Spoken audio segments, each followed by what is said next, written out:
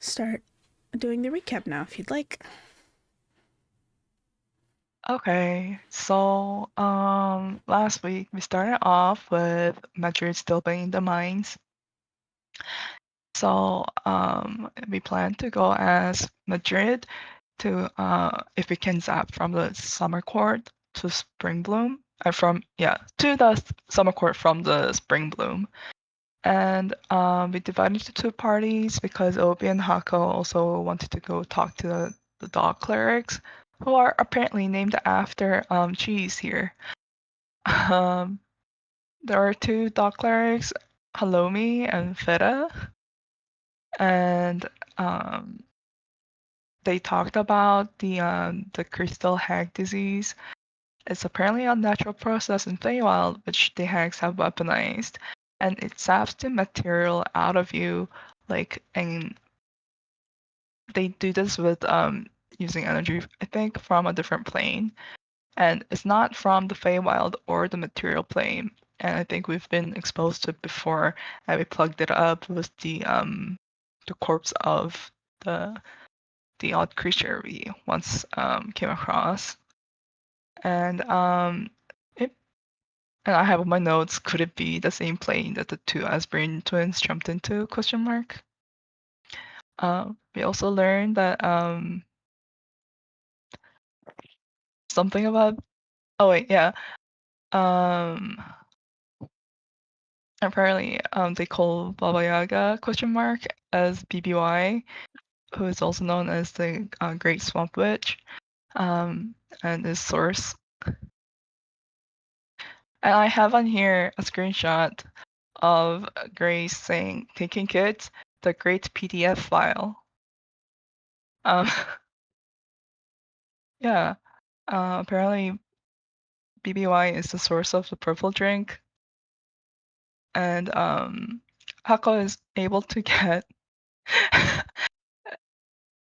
kind of med for the crystallization disease from the dog clerics, which is called the anti-resonance powder.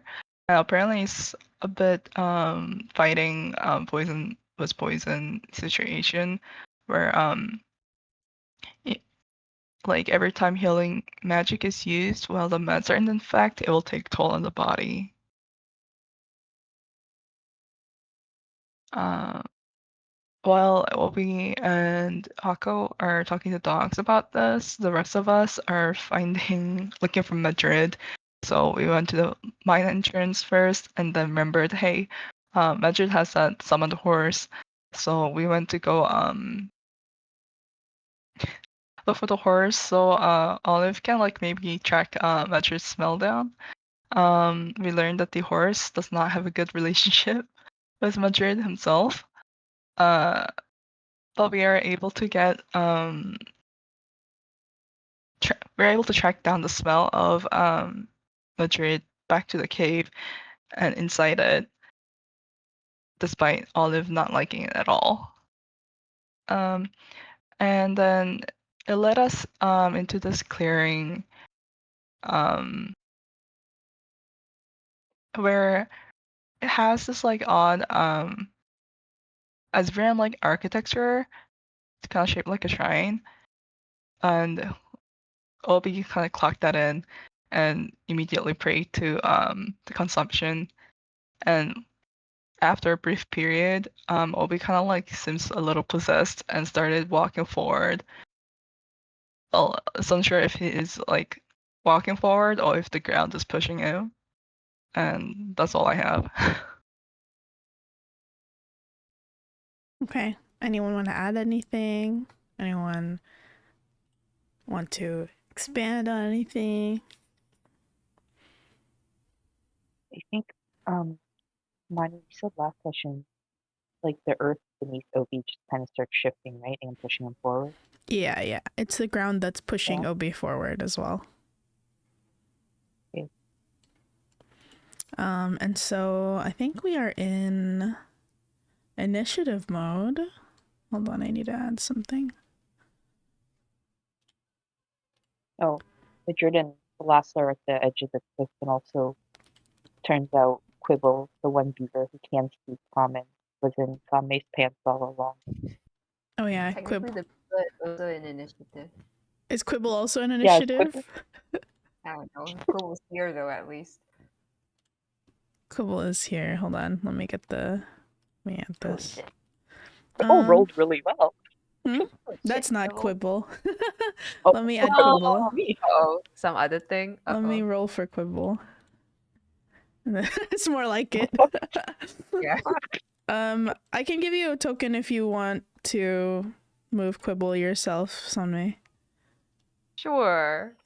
Where's my What are Quibble's attacks?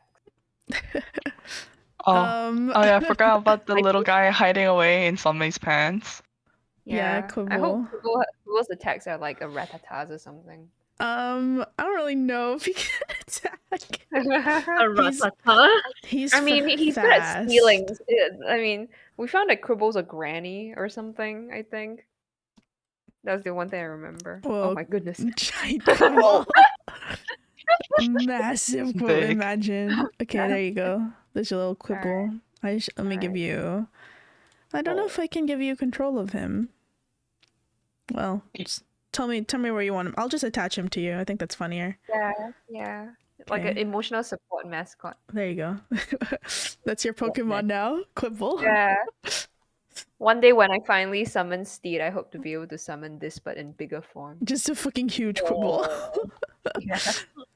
A bigger. Bro will be plucked from the Feywild if like whenever you guys leave, and then I'll like show up and be like, what am I doing here? Why am I so big? And now and they have like a running speed of 60 feet if that's even possible. But yes. Oh, crazy. Oh, there you go. Convert all the stealth. It does work. Awesome. Awesome. There you go. Yay. Okay, I believe Quibble rolled a 6, but you can just have Quibble go on your turn. I don't really care. Yeah. Oberon, it's your turn. You are going to be pushed your full movement, which I believe is dash. Huh? Oh, a lift dash. Yeah, but you Okay. it's gonna push you so this like ridge here, like here, it's technically, where's my pointer? It's technically like a 5-foot drop, but I don't think I don't think it cares about that very much. You won't, I don't think you take damage from 5 foot. It's every 10 feet, I think, so you'll be fine.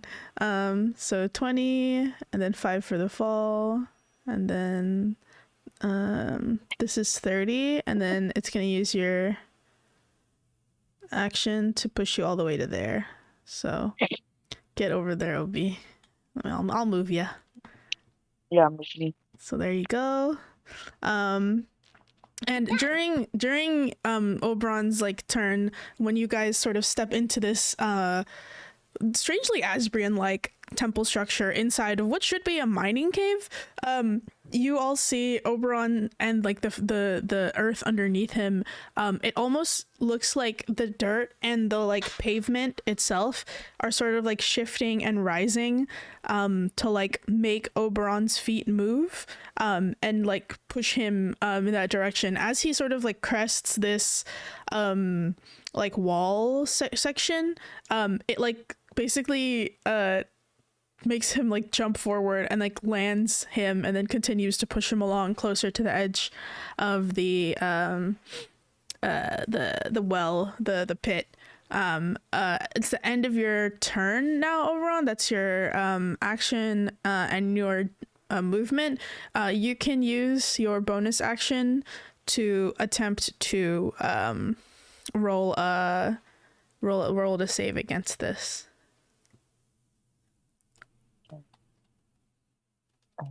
Sorry, rolls might take just a little bit because I'm immobile. Yeah, Is no this worries. a con save, you said? It's a con save, yeah. Oh, here goes nothing. Oh no. Nah, unfortunately, the sort of like grip, whatever has its like grip on your feet and is making, honestly, your limbs feel a little loose and kind of like you're fine with this, honestly. It's not that big of a deal to you. It just kind of seems like you should be going there.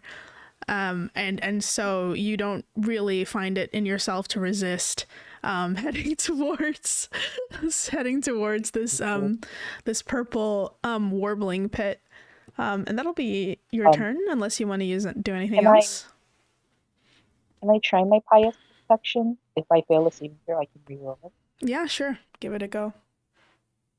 Okay. When you do it, how are you using your pious protection? Who are you sending up protection requests to? You said that mentally. I'm like, this is fine, right? Mm-hmm. Essentially. Okay. But also, I am throwing saving throws at the same time. So I guess more of a situation of, in the forefront of my mind, I'm like, this is fine. But also, why am I like trying to resist this? This seems odd. And then I'm like, does this seem like, I'm like, consumption? I don't think I'm, possibly trying to resist against it. So I will be a cheeky lad and not go quietly into the night. Okay. Let me try that again. Help. Damn, Fuck, no. this dude I is don't think looking the to get 12 does smited so bad. No. You send that sort of like thought up and being like, you like this, don't you? You like when people struggle, more or less. Wow. And you feel sort of like the pavement and the stones and the brick underneath you, before they were just sort of pushing you. Now it's getting quite warm, almost like your shoes are not really protecting you from like the hot Asbrian sands. It almost feels like that, but you know you're in a cave, so it's just starting to get a little uncomfortably warm under your feet. And that's gonna be Opie's turn. Madrid's turn. So you guys are a bit far. I think Oberon's the only one who's able to see this, but I don't really know what his state of mind is at the moment. But Madrid's gonna spend his turn doing something. Okay, against... Oh, that's fine. Yeah, so he and the Oracle just sort of stay there for their turn. When you guys come around the corner, I can help describe what you see. Hako? Let's see. Catching up.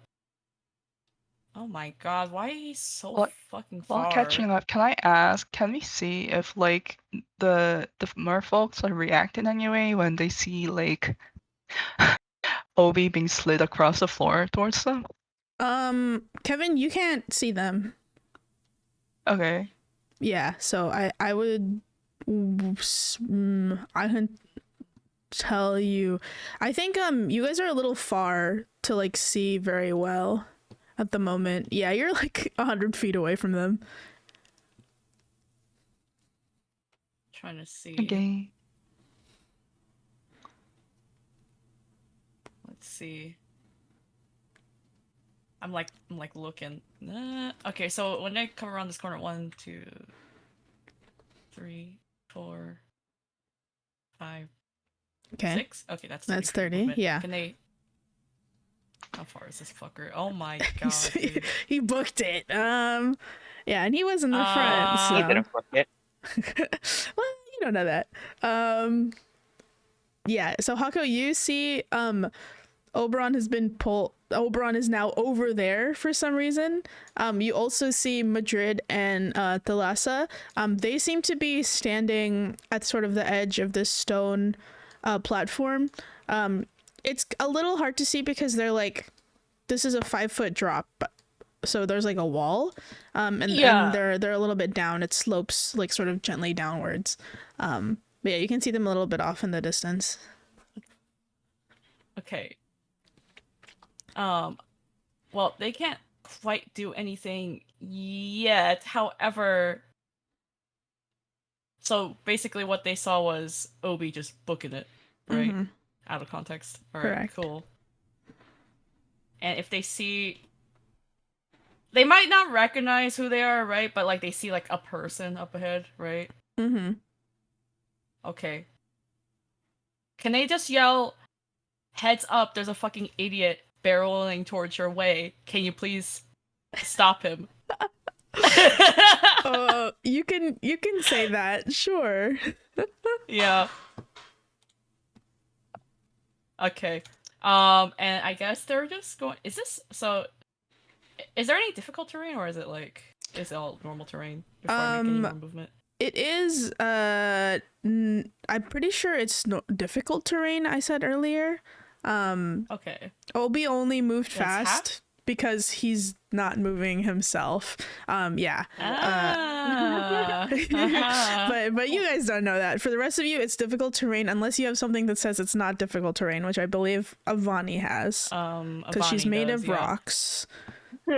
So it's half movement, right? It's half movement. Correct. Okay, Yeah. they're gonna Difficult dash. terrain So only 1, 2, include- 3. Wait, There. sorry. Okay. Is it- Huh?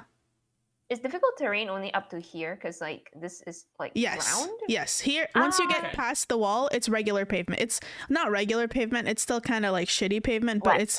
it's not wet and muddy and rocky and tight anymore. Here was like quite foliagey. Here, the ground is kind of fucked up. Here, it's like paved a little bit, so it's a lot easier.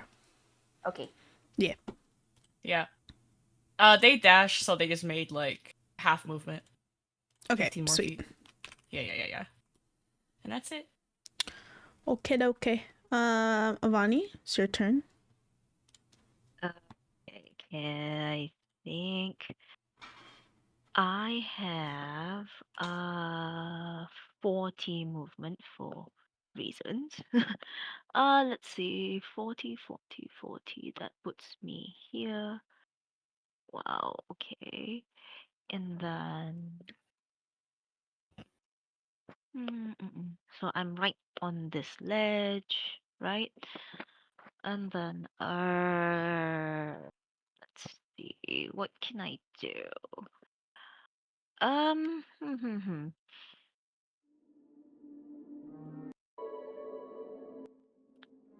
Oh, actually, maybe I can the fear strike myself. Yes. Because it increases my walking speed by another 30 feet until the end of my turn, so I can probably move again. Yes. No, but that's not. Well, no, that actually puts me right next to Oberon. Yeah, you should be right next to Oberon. So I can bonus action Zephyr Strike myself.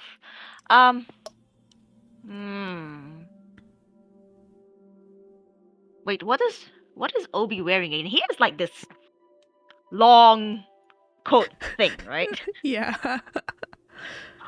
Can I shoot an arrow, because Zephyr Strike requires me to make an attack? Can I shoot an arrow to like try to pin his coat thing to the ground somewhere?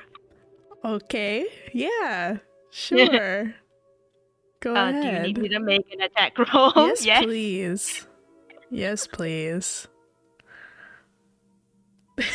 There is- 27 to hit. Oh god, that's so funny. I just wanted to see if you beefed it. That would have been really good. Anyway, you didn't. 27. You totally hit Obi. You hit his coat. And you're accurate enough to not actually hit him. But you do with your 11 damage because of the stellar spark. It's not regular It's not really regular piercing. And is magically piercing. And so rather, I think, than pinning Obi wearing his coat, you've ripped a hole clean through it. And it sort of has been like torn apart from the corner. And so about a fourth of Oberon's coat is pinned to the ground, separated from him. Deeply unfortunate, but oh hey, I get another attack, right? Because I have the 2 attacks per action. Okay. So now that I have 70, I will use my. Now that I'm next to him, I will use my can attack to grapple him, I guess. It's like an I don't know if Now anybody strike, I think. I don't know if anybody played the Fire Emblem Heroes like mobile game, but it's like Fire Emblem Heroes like It's like the damage. damage sprite where the clothes are fucking shredded. Yeah, it's like Fire Emblem Heroes damage sprite art. It's really funny. It's like It's like the fan service. Oh no! it's the fan service damage art. Yeah, like for some reason the clothes split off at my thighs, and I'm like, oh, okay. Yeah, Okay, can I use my second attack to pick him up? Because like I think Avani has seen that that he was being moved by the ground. So can we pick him up? Yeah, you can oh my god, wait, I found the picture. It's like this. For some reason his clothes disintegrating. Whoops. Whoops. Oopie. Wasn't expecting it to ruin your clothes. I'm sorry. He's oh my god, this guy is also a priest and he's also wearing robes. It's definitely just Obi. Bro, it's so funny. Okay, can she pick Obi up? He's got the beard too. I'm so distracted. You have to make an opposed, what is it, athletics check? Is that right?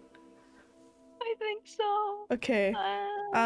Oberon, roll your athletics, and then Avani, roll your athletics to grapple him. Yeah, just raw strength, right? No, I'm sorry, Obi. This is not happening. It's the athletics skill. Actual athletics. There we go. You have a +5. That's so funny. Hey, it's okay. I got in that one. It's okay. That's the right failure. This is the correct failure. Okay. Noodle moment. I want you all to know the only person who saw this was Hako. None of you can see this happening. So what does it look like, Avani, when you very weakly attempt to grapple Oberon, thinking, oh, surely I cannot take this grown man down, and then he kind of folds like a house of cards? No, she just picks him up. You just pick him up. Okay. Like, I was expecting it to be heavier than he actually she expected him to be heavier, right? But then like, oh, I guess not. And yeah, you look a little bemused when she lifts him up and is like, oh, that was lighter than I thought. Okay. So when you pick Oberon up off of the ground, he's very easy to pick up. That's true. As you like lift him into your arms, I'm assuming you're carrying him like bridal carry style, or are you carrying him over your shoulder like a sack of potatoes? Like a sack of potatoes, I'm not gonna lie. As you like heft him over your shoulder, you need to make me a quick Constitution saving throw, please. No, okay. Con. Let's see. That's probably not high enough for 11. Unfortunately not. As you're like lifting Oberon up to your shoulder, you start to feel like the ground underneath you. It's sort of like there was a bit of a tug. That was the only bit of resistance, because there was certainly none from Oberon, but there was a bit of resistance from the floor when you picked him up. It let him go easily enough, but as you heft him onto your shoulder to like get him to stop going to where he seems like he wants to go, you can start to feel like the own soles of your feet, like there is a lot of resistance underneath you now, and you feel like that you are unable to move from where you are.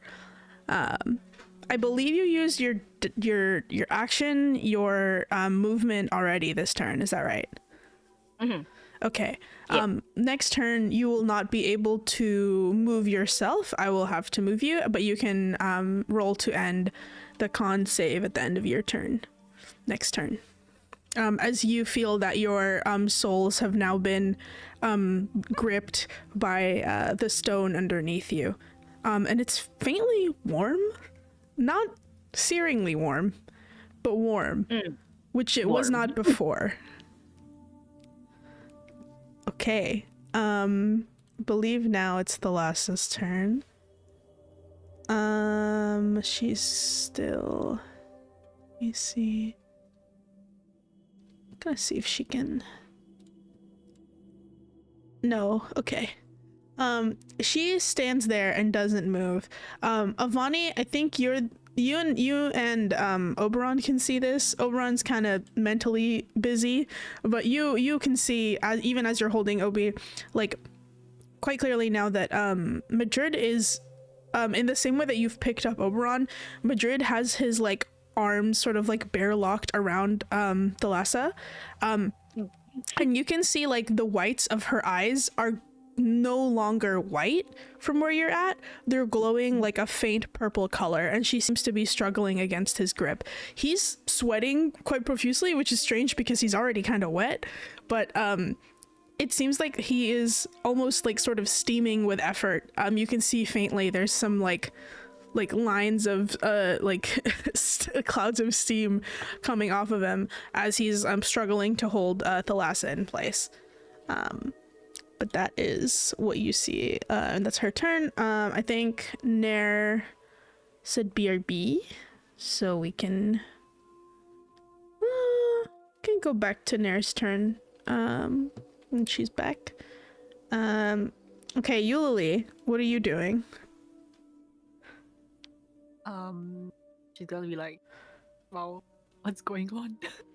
Yeah, you hear like faintly the sounds of like Avani shooting something, and then like a ripping noise, and then a little bit of a scuffle, but you're not sure. Oh wait, never mind. Let's go back because Nair's here. Doesn't Yuli go before me because she's got higher dex? Oh, does she? Yeah, I believe so. Yuli's a monk, right? My dex is +1, unless she only has a +1. What's your dex, Help. Eulalie? 15. Okay, yeah, that's fine. She's just higher than me. Oh, you go. So you do go first. Okay. So what do you do? Capture 5. What do you do? Okay, she's just gonna be nosy, and then she's gonna be like, okay, I want to see what's going on. Yeah, Eulalie is not hindered by anything because she's flying, so I think you're also fine. Nice. She's gonna go 30, Mhm. and then she's gonna be like, damn, can't see shit here. And then she's gonna go again. Or, Oh. like, just do Let me. kind of like just go in front. Yeah. Let me remove some of this. Because now that you're there, you guys should be able to see more of this.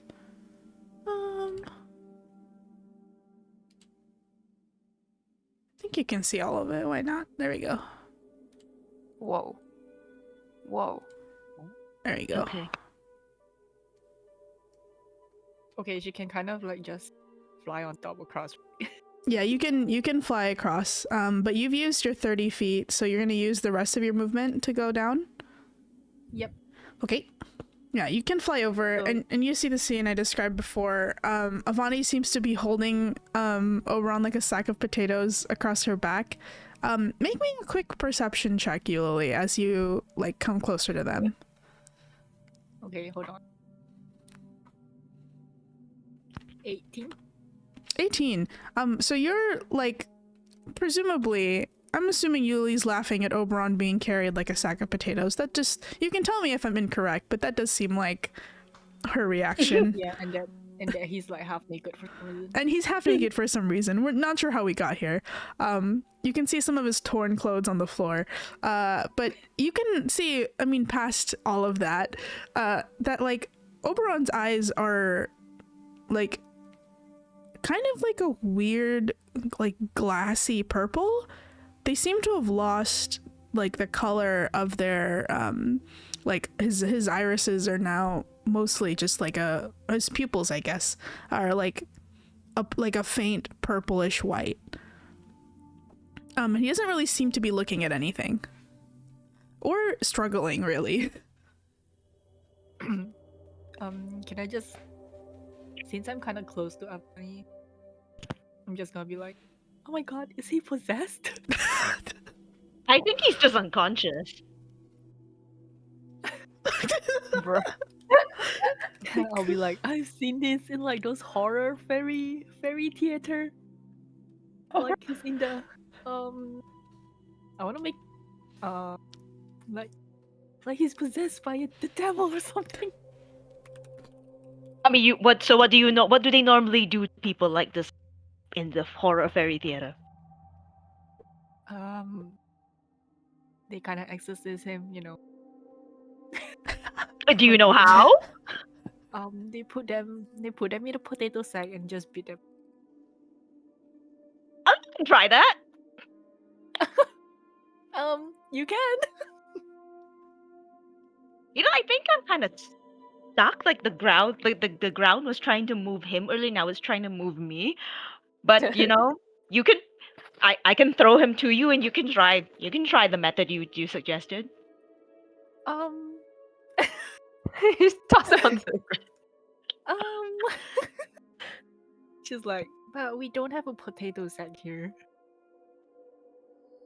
I'm sure we can do something about that. Also, I'm wondering if like, can Avani just like start flying so that the floor thing doesn't like get to her or something? My next turn, maybe. Maybe her next turn. She's currently stuck on the floor. It's like you can tell, Avani, that like whatever has gripped your like feet has like sort of pierced through the bottom of your soles to like grab onto your feet. It's got you in a gorilla grip. A funny feet reveal. Yeah. Imagine if like Oberon is like half naked and like his clothes are falling off, and the only thing that's fallen off of Avani's clothes is her shoes. No. God. Yeah, so after Avani suggests that, Yuli's gonna be like, no, I don't want to be possessed. And then she ends her turn. Okay. Okay. Okay. Sanmei, I believe it's your turn. Hearing talk about people being possessed, she wants to go and see what happened. Of course. And she's like, okay, I'm a bit too far away. Bonus action, can I Misty step up to about here? Yes, you can do that. Yeah. Oof.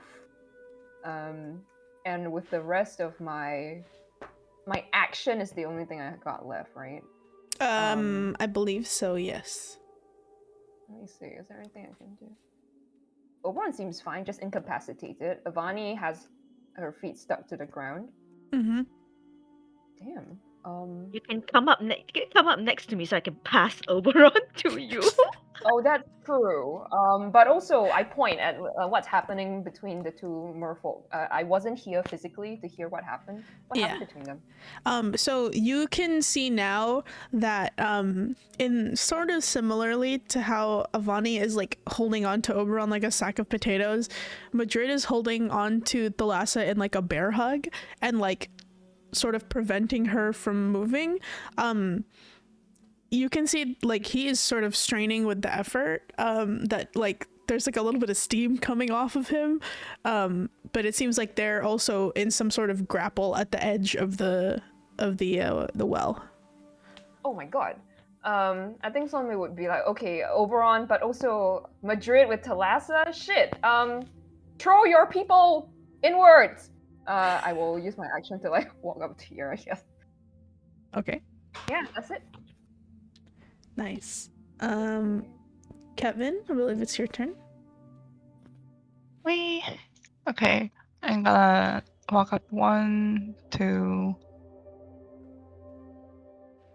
That's a 5, 10. I have like 15. Mm-hmm. And then I'm gonna use my bonus action to dash to get to Hako and ask, hey Hako, do you wanna go over there? I can dimension door us closer to like here. Yeah. What sounds good. Okay. I dimension door us to like in front of Obi. Body block. Body body block block him. Okay. Body block I'll him. move Hako for you. There you go. Why, thank you. Thank you. And then I'm gonna move Olive as well a bit closer. And okay, question. Is this area also No. hard terrain? No, Difficult terrain? This Okay. is normal. It's just like this parts. So here's good. Move. But I thought it wouldn't be 5. difficult terrain because Olive is small, right? Isn't it? Yeah, Olive is small. Do you just want to put Olive in your shirt, Kevin? But can I don't think I can dimension door him as well as Oh Oh, yeah, that's right. as well as Hako. So that's true. You're just gonna have to have him walk over. Yeah. Just like put everything in 5, Soulmate 10, 15, 20, 25, 25, 30, 35, It's like a 5 40, foot. 45, 50. It's like a Okay. 5-foot drop, so kind of rough for a dog. Oh, Okay. okay. I'll go around then. Make him. Yeah, I was gonna say if you want him to jump off, he's gonna have to do like a dex save or something. Okay. I think I used like 150, 45. So I think this is 40, so 45, 50 Perfect. for him. Back to OB. Okay. So at the top of this round, before your turn, Oberon. Let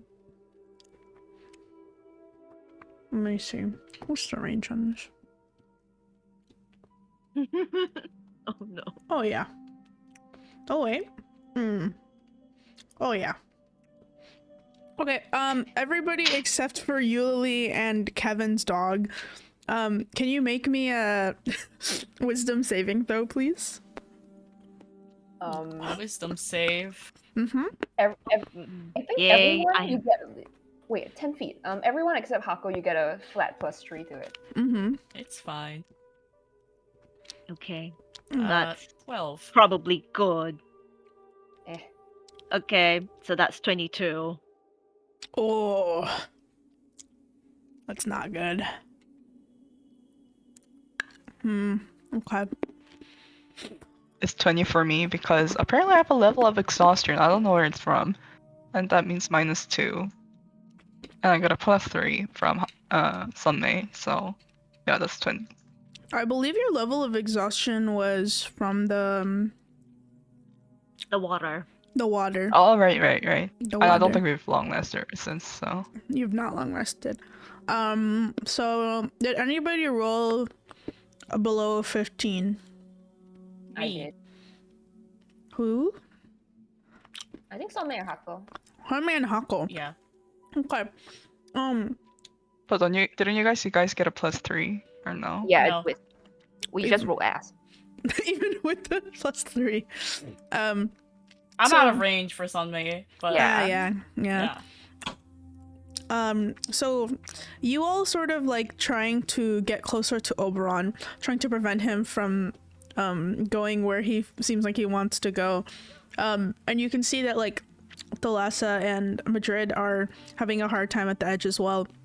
As you start to near the sort of like pit, you can hear like very faintly, almost like rumbling up from underneath you, the sound of like a steady drum beat. And like it's really like quite faint at first, but then as you sort of like go, what's happening? You can hear it almost sounds like da-dum, da-dum, da-dum, da-dum. You can then sort of like start to hear like a faint like almost roar of an army behind it, in time with the drum beat. And it sounds, I'm not sure if any of you are familiar really with the sound, but like if there's anything you could describe it as, it almost sounds like the beginnings of like drums for war. It sounds like a war chant. And it is coming from underneath you, but more directionally from the sort of like center of this pit. For everyone who rolled above a 15, you feel like your senses are a little like heightened. You almost feel like a sharp like uptick in anxiety, but you sort of like manage to shake it off, and sort of kind of like push through it, muscle through it. But for Hako and Sonmei, something about the like war chants is really like aggravating you, and it's making you like kind of mad. It's making you like your skin itch underneath your clothes. It's making your muscles sort of like start to twitch with sort of fast reaction movement, and you feel the need to strike at something. And so during your turns, Hako and Sonmei, you have to attack something using your action, at least one action. So you have to use your physical attack on another person that is in this sort of space. To break up with Clever.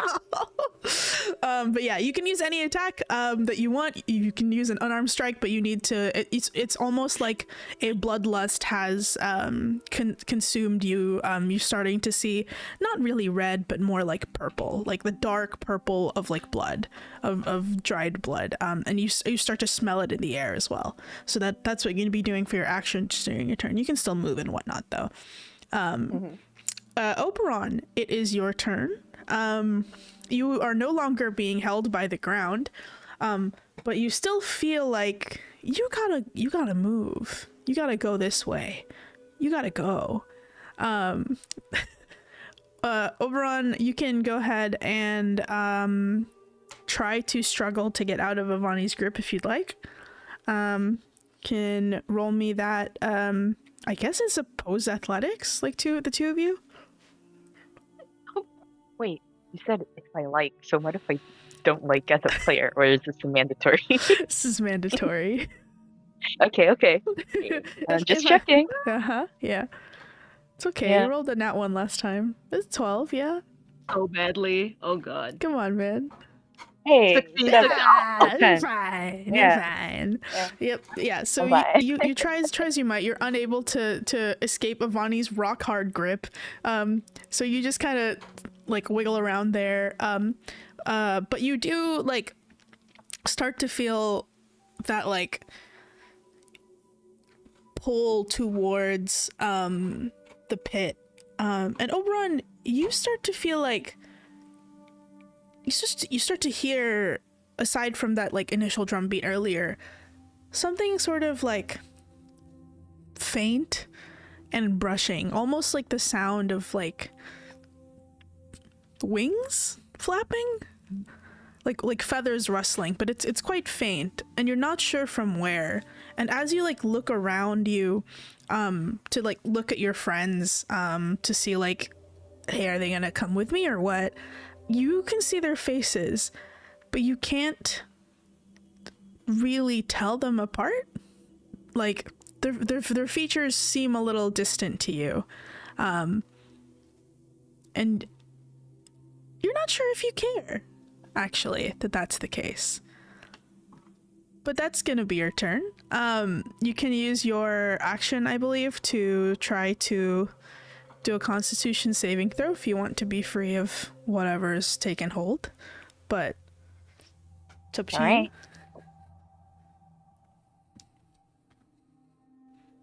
Hey, that's a nat 20, baby. There you go. Plus 2, so 22. Hey yo. There you go. There you Okay, go. so I think what happened is when I can't see my party's faces, and you said I don't seem to care. A big part of me is like, absolutely not. I do care. Like, Oberon's a people person. That's like antithesis to who he is. I do care. So. Care. Yeah, I think you're right. As you feel that like wave of like apathy like wash over you, it almost is so out of character for you and unlike your normal like personality and thought process and values that it like almost like being dumped in a bathtub full of cold water. You're like, wait, that's not me. I would never think that about my beautiful friends. And it snaps you out of this stupor that you were in. the rest of you who were like looking who were looking at Oberon being slung across Avani's shoulder, you can see this sort of like milky white purple of his eyes.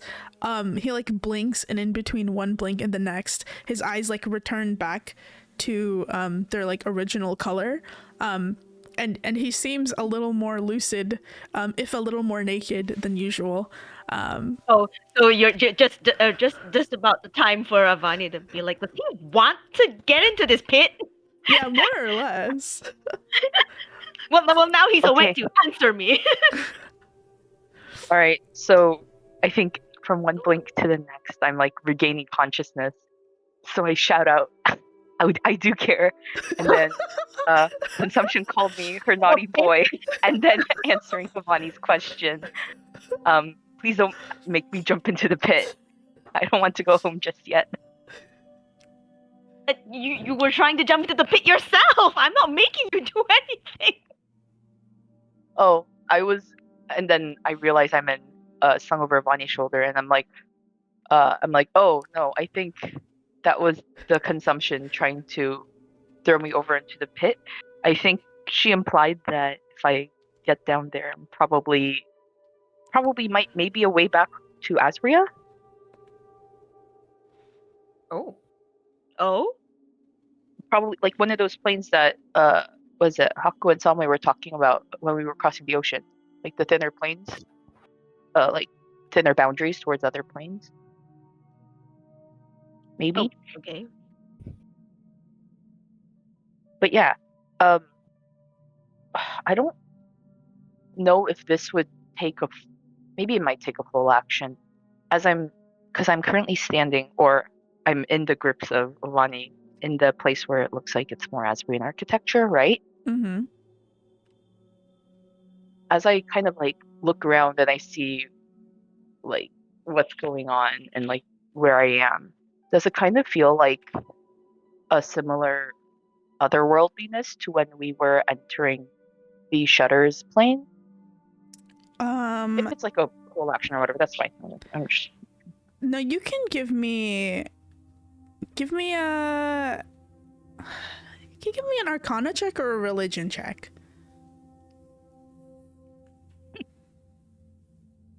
Hey, this is the Consumption land, so That's true.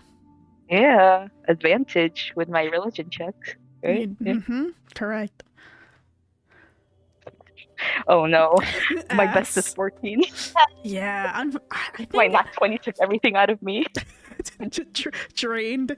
I think like something about this place, the Asbrian architecture, the imagery of like a precipice of which you are compelled to dive off of, and like the water, purple, viscous, dark, like flowing into it. Something about it itches at you that it is familiar, but you've never been in this place before. You don't think you've been here, and you don't know where it is. But yeah, that's your turn, Obi. You're still slung over Avani's shoulder, but there it be. This is so sad, F. So Madrid rolled a nat 1 during the Oh no! rolled a nat 1 during the sound of the drums. So he's going to actually release his grip on Thalassa, and he's going to turn around, and he's gonna stay. Let me move him. How far is this? Oh my god, stop lagging, stupid internet. Oh my god, I'm trying to click. They don't want me to hurt you guys that my computer is lagging. Come on, there we go. So he starts you to should give in. Don't hurt us. Don't hurt us. Nah, he starts to walk this way. And he like takes out his trident. He stands in front of Kevin, and almost in a daze, actually I'll roll between the two of you. Kevin, do you want to be evens or do you want to be odds? Can't be odds. Odds? Okay, roll me a 1d6. Okay, where is my thing? 9. I mean 6. Sorry. So that's not okay. Yeah. Did you say Fuck. your odds? Yeah. Okay. Lucky you. So Madrid Oh. will like stand next to you and then turn to Hako, manifest his trident out of water, and then stab at Hako. I don't think a 12 hits you though. No, a 12 does not hit. Yeah, it's his water armor, almost like he doesn't want to do it, but he feels like he should. You can see there's like a furrow in his brow as it like his water trident just sort of glances across your armor. And he will try to strike again because he gets 2 per action. Oh my god, I'm so sorry. I'm so sorry. Oh no. This is rather unfortunate. I can take it. Okay, I did crit, so It's fine, I can take it. I'm so sorry. I'm so sorry. This is the I can case. take it. I can take it. You'll be fine. I can take it. So he hits you with. I made. Oh my god, I'm so sorry. I can take it. Come on. This is so evil of me. I'll just show you what I rolled for damage, which is almost max. No, I'm the opposite of stress. Come on, bring it on. No. It's not that bad. It's not that bad. He's not using magic or anything. But I just want to. He hits you for 24 piercing damage. Oh, I'm good. You're fine. You're fine. I'm good. Actually, that's really good. Yeah. So he misses the Can you first add your strike. HP? He misses the first strike and then turns around and like hits you with the butt end of it, striking true. Doesn't seem to be holding back very much, but he also doesn't seem to really know that it's you that he's hitting. But yeah, that'll be Madrid's turn. Let me see if this is gonna happen this turn. Where's my mouse is like freaking out. Stop it. There we go. Hold on, I need to clean my mouse. She's like freaking out and like stuttering. I'm unable to move people normally. Okay, that should fix it, I hope. No? Okay, there we go. Let me roll my d20. Oh, okay. Nope. So that passes. Next is Hako. So you're just stabbed by this guy. But you also feel like you need to stab somebody. Go ahead and make an attack. Okay, the sensible thing would be stabbing the guy who just stabbed me. But because this is all happening at the same time, they already made their target. So oh god, yeah, they're going to beat Opie's head in. Okay, what attack are you using? I can take it. Oberon with his arms open. It's okay. You don't mean it. You don't mean it. I know you don't mean it. I'm gonna pull out my mace. Do note that I did say you could unarm strike. Yeah, I know. No. But no. Although I don't think a 12's gonna hit. No, he told won't hit Oberon. I think he'll be fine. God, Yeah, you're fine. Hako You're pulls out their mace and goes to strike you, Oberon, but the blow just glances. Oberon, you feel like Hako would never actually hit me. I knew it. Yeah. I knew Hako would never actually hit me. They care. He's just proven right now. The dice writes the stories. What can I say? So fucking funny. But yeah, Hako, you still have your bonus if you want a bonus. You can move if you want to move. Do they still feel like they want to hit someone? Yeah, you do feel like you want to hit somebody. Okay. Damn. So basically, I can't really your move bonus. Because there's another guy they're gonna hit. Yeah. Yeah. You can use your bonus action to try to break free of the I want to hit somebody energy. I guess they will. Yep, it's another. I guess they will. It's another whiz save. Wisdom save. Wow, they're rolling pretty bad. 11. Yeah. They just want to keep They just want to keep hitting somebody. Yeah. Particularly the The A lot of Obi. repressed got- rage. Hako, they're like yeah. the like Barbarian drumbeat, the drumbeat of war just sort of like thrums in your ears, and it's sort of like overwhelming any sense of like any other like, you know, common sense that you might be feeling. You're like, nah, fuck it, smack. You're just feeling like you gotta hit somebody. It persists. Yeah. Um, Yeah, especially the guy next to me, you know? Like, which guy next to you? Good question. Doesn't huh? matter. Doesn't Hmm. matter. It's true. Okay, Amani, you're still holding on to Oberon. It seems like he tried to struggle, but then now he seems okay, and you just watched Hako try to smack him with that mace. What's going on? You're still stuck, by the way. Wait, was he grappled? Yeah, Oh he my was. God. He was grappled. Wait, that means that you have Wait, advantage. Does he? Wait, is that advantage? No, Or is that... he's not No, that's it's not incapacitated. incapacitated. He's not prone though. But he's grappled. It's not prone either. Oh, he just can't He's move. grappled. Okay, you're fine. You're fine. Okay. I was like, Imagine. Oh. imagine Avani Yeah. accidentally contributing to the Guys, I beatdown. think you're all just Oh my Okay. Oh, so that it's not gonna try to move me? Wait 1 second. Oh, it is gonna try to move you. Oopie, I forgot. Yeah, I straight up forgot. There's a lot going on. Yeah, it's gonna move you now that it has you in its grippers. You're still holding on to Oberon, aren't you? At this moment, if it tries to move me, I will throw Oberon at Hako. Okay. It is gonna try to move you though, so it'll be your Why would you do this? 30 feet. Oh, 40, actually. 40. Yeah, 40, I think yeah. it gets I you have to a- the edge. I have a question. Yep. Technically, if I sentinel attack on Avani as she moves, does that count?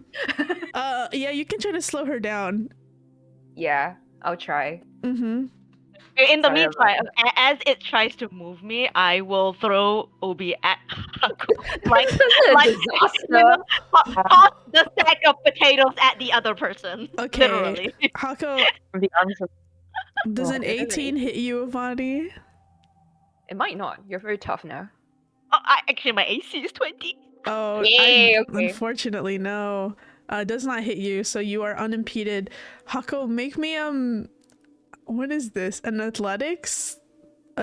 Give me a strength saving throw to see if you can Strength save? yeah Okay. catch a fully grown 6-foot man being thrown at you. No. 9. Okay. Is this? This is so great. I'm gonna Oh be nice my God. and not give you bludgeoning damage, but Oberon gets thrown at you, lands on you. You are now both prone on the floor, as you sort of fail to catch his entire body. Both of you are prone on the floor, as Avani is struck at by Sonmei, but undeterred, compelled to move this way. 15, so 30, 40 to the edge. Hey, as Yvonne is moving by, is it Mhm. possible for Obi to like, I'm not Obi, Kevin to react to like try to catch her, or is that not a thing? Yeah, because she's moving out of your attack range, you can make basically like an attack of opportunity against her to try to stop her. Okay. Do I then just do like unarmed strike or something? How do I? What should How- I roll? Well, how are you gonna try to stop her? I'm gonna just try to like, I guess grapple her. Okay, yeah, then just do I think grapple is an unarmed strike? Question mark. Yep. I think so, yeah. Yep. Go Okay. on. You have to beat like a 20 something. No. Damn. Yeah. No. No. Yeah. Attempts are made. Yeah. I think she just sort of slips out of your hands, is walking towards the edge. I believe that's 40. That's your movement. You can use your action to try to break free of this on your turn, Avani, now that it is your turn. It is my turn. Yep. Yeah. Okay. Sure. It's a con save. It's a con right? save, correct. Okay. I will roll that. Nope. That was a nat Oh one. my god. Oh, Oh my god. Wait, hold on. I have to think about so this. sorry. I have to think about this. Yeah. You wanna go jumping into a pit shaped for you? Damn, that's so funny. Okay, I mean, you can fly. Just start flying halfway. I think what happens here is you are trying to like rather than like mentally try to get out of the grip, you're trying to pull your feet out from like the ground. Because they're basically like I said, they've like burrowed into your shoes and are like sort of encased themselves in your actual feet. And as you like sort of try to rip your feet out from the ground underneath you, you manage, correct, but you sort of overcorrect, and the momentum of you ripping your foot out of the ground tips you over and sends you headlong into the pit as you start to fall down past the precipice. And Avani is now currently falling down into the pit. I believe your shoes have been torn up by the rocks, so you are unable to fly out at the moment. But you are now tumbling into the pit. I think it'll take some time for you to disappear from people's range, but I don't know what falling speed is, but it's let me double check. Can I wild shape actually into something that has a climbing speed? Because I don't think I'm at the level where I can speed, but I can probably I don't know, something like a spider that climbs that I can stick to the edge or something. Does that cost your bonus to do? Yeah. Okay, you can bonus to turn yourself into a spider to sort of like try to climb the walls, but you're free falling. Like when you tip yourself over, right? You're like free falling into the pit, and then you turn into a spider. Is that right? What are my options? I'm actually looking at the yeah. What about the I was thinking of like webs maybe. I don't know. What are my options? You can I would say you can attempt to become a spider and then shoot a web so that you don't just start dangling into the pit. But I would say that would require a dex roll after you turn into a spider, because it's a lot to do a wild shape and try to orient yourself and try to not fall into a pit all at the same time. So I would say it's a dex save after that. Okay, I will attempt this dex save. Right, like what else do I gotta lose right now? Haha. Yeah. Let's see. 19. Hey, that's decent. I think you do manage to fall like past this like ledge, this like precipice. And as you're like sort of spinning down as like a spider, you desperately aim your web at like one of the walls. I would say this one, and it manages to hang on. The sort of liquid, the water that's falling into the pit around you, it is loud and has like a roar about it that is like really hard to think around, but you manage to find a dry spot in this opposite pillar. I would say you're about 40 feet down, but you have your little web like clinging on and you're like slowly climbing up it so that you're not continuously free falling. But I would say you're here, you are a little spider, and you're trying not to fall into the pit. Okay. Where's the condition marker for spider? I don't think there is one. Spider? Actually. Is there a wild shape one? See. Oh, there is wild shape. No, there's bears and Giant dragons. Spider, something like that. Is that it? Huh? Condition spider. Yeah, is it a giant spider that you? Is that one of the things? Let me I think see. there is a giant spider. It is a giant spider, right? One of the wild shape options, I think. Yeah, it's one of them. Is I it don't a remember giant exact- spider? I think so. It's been a while. Oh, big. Okay, you're a giant spider then. All right, at least you're very visible now. It's like, Okay, let's just do that so I know that you're a spider. Let me. I'll look it up in the meantime to see yep. like what that is. Meanwhile, the Oracle, now free of Madrid's grasp, is going to throw herself headlong into the pit. Walks in, walks past you, and then just sort of looks back at Madrid for like a second, and then jumps and then disappears into the purple water. Oh no. Now it's Capture 5's turn. Eulalie. She's just like literally watching all these things unfold in front of her. And she's like, oh my god, my whole party got possessed. Like everyone's low-key turning crazy. Yeah. And beating each other up. What do you mean? I thought you saw the ground like move me. I wasn't even trying. She's too focused on like how Hako and Obi Hako are now started like beating up prone. Oberon and even taking out the maze and all. Are now prone on the earth together. Now they're like just on the floor, passed out Oh or my something. God. I don't know. Now she's here like, oh my god, what do I do? Can she like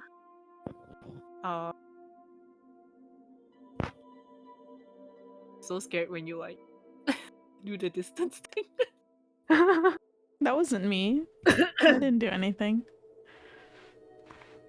Or maybe it was Hako. I don't know, can she just like use her phone and start like Panic calling. Girl, you do not have signal down here. No. You're in a cave. Oh no. well, I don't know, maybe Magical Cave has it? No. The attempt was made. Mm-hmm.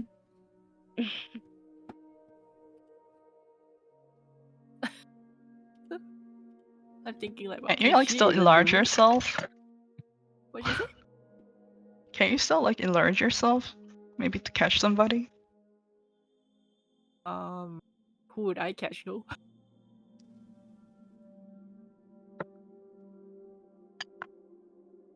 The spider.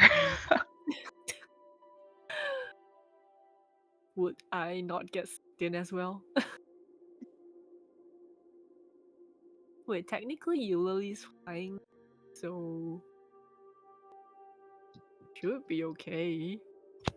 Ooh. Yeah, Right. you'd be fine. Yeah. Okay, she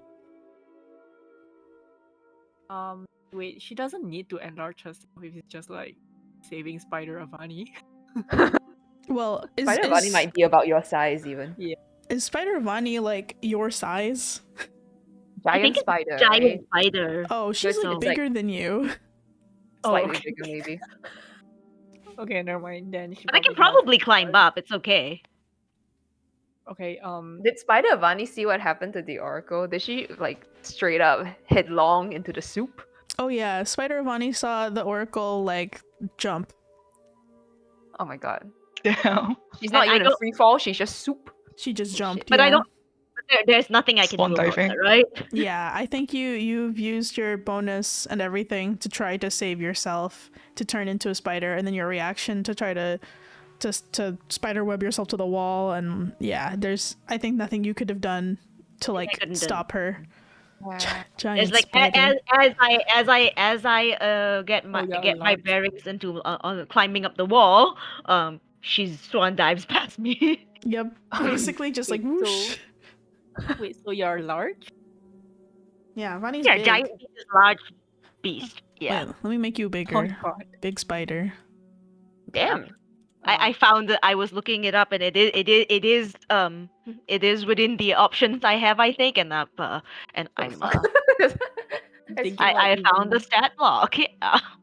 I'm thinking like even if Eulalie enlarged, she still can't like grab your ass, and she can't reduce you either. No, but I can. I mean, I can actually climb the wall because like spider climb is a feature. So I can climb back up. Don't worry about me. Maybe you need to Okay. worry about somebody else right now. Okay. I guess it'll be more like Hako or Oberon. Because they're just kind of sprawled on the floor, I guess.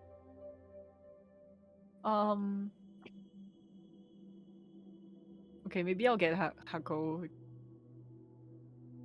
Their HP, and I don't want them to get hit by the guy again.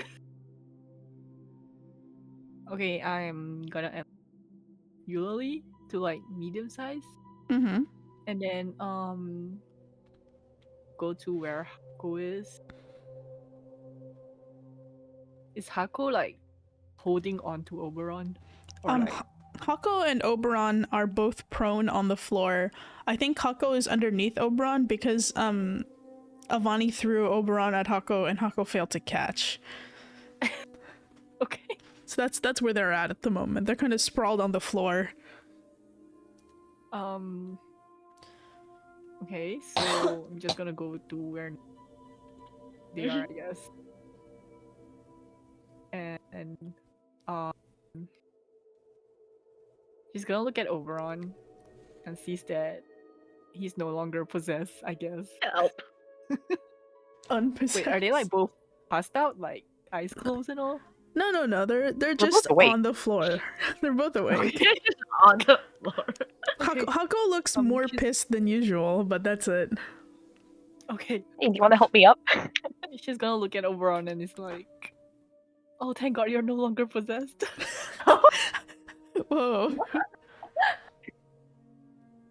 Puppies, please. Help me up. He's just like, please. I guess she'd have to help Oberon first before she could get to Hako.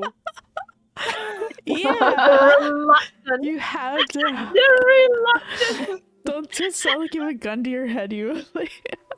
She's too scared to hold him because he was possessed. It's true. It could be contagious, Okay, girl. wait. She's like trying to talk to Oberon and she's like, wait, you're not possessed anymore. So if I touch you, I should be fine. Oh my God. It's like a like a germ. Contagious. Okay, I'm assuming that Oberon is just like, yeah, I'm no longer possessed or something. Yep, So yep. she's just gonna kick him, I guess, to like here, to like beside her or something. Like, can she bring him here? Oh, are you gonna drag Oberon next to you? You're not gonna help him up. You're just gonna drag him on the floor. Help me up. I ask, can you just help me up? You don't need to drag me anywhere. And she's like, okay. I'm crying. And I don't know, she's just gonna take a handkerchief and cover her hand so that she doesn't make direct contact with Oberon in case he's still possessed or something. I don't know. Oh my God. So and then I guess you can move Oberon next to Eulalie below Kevin.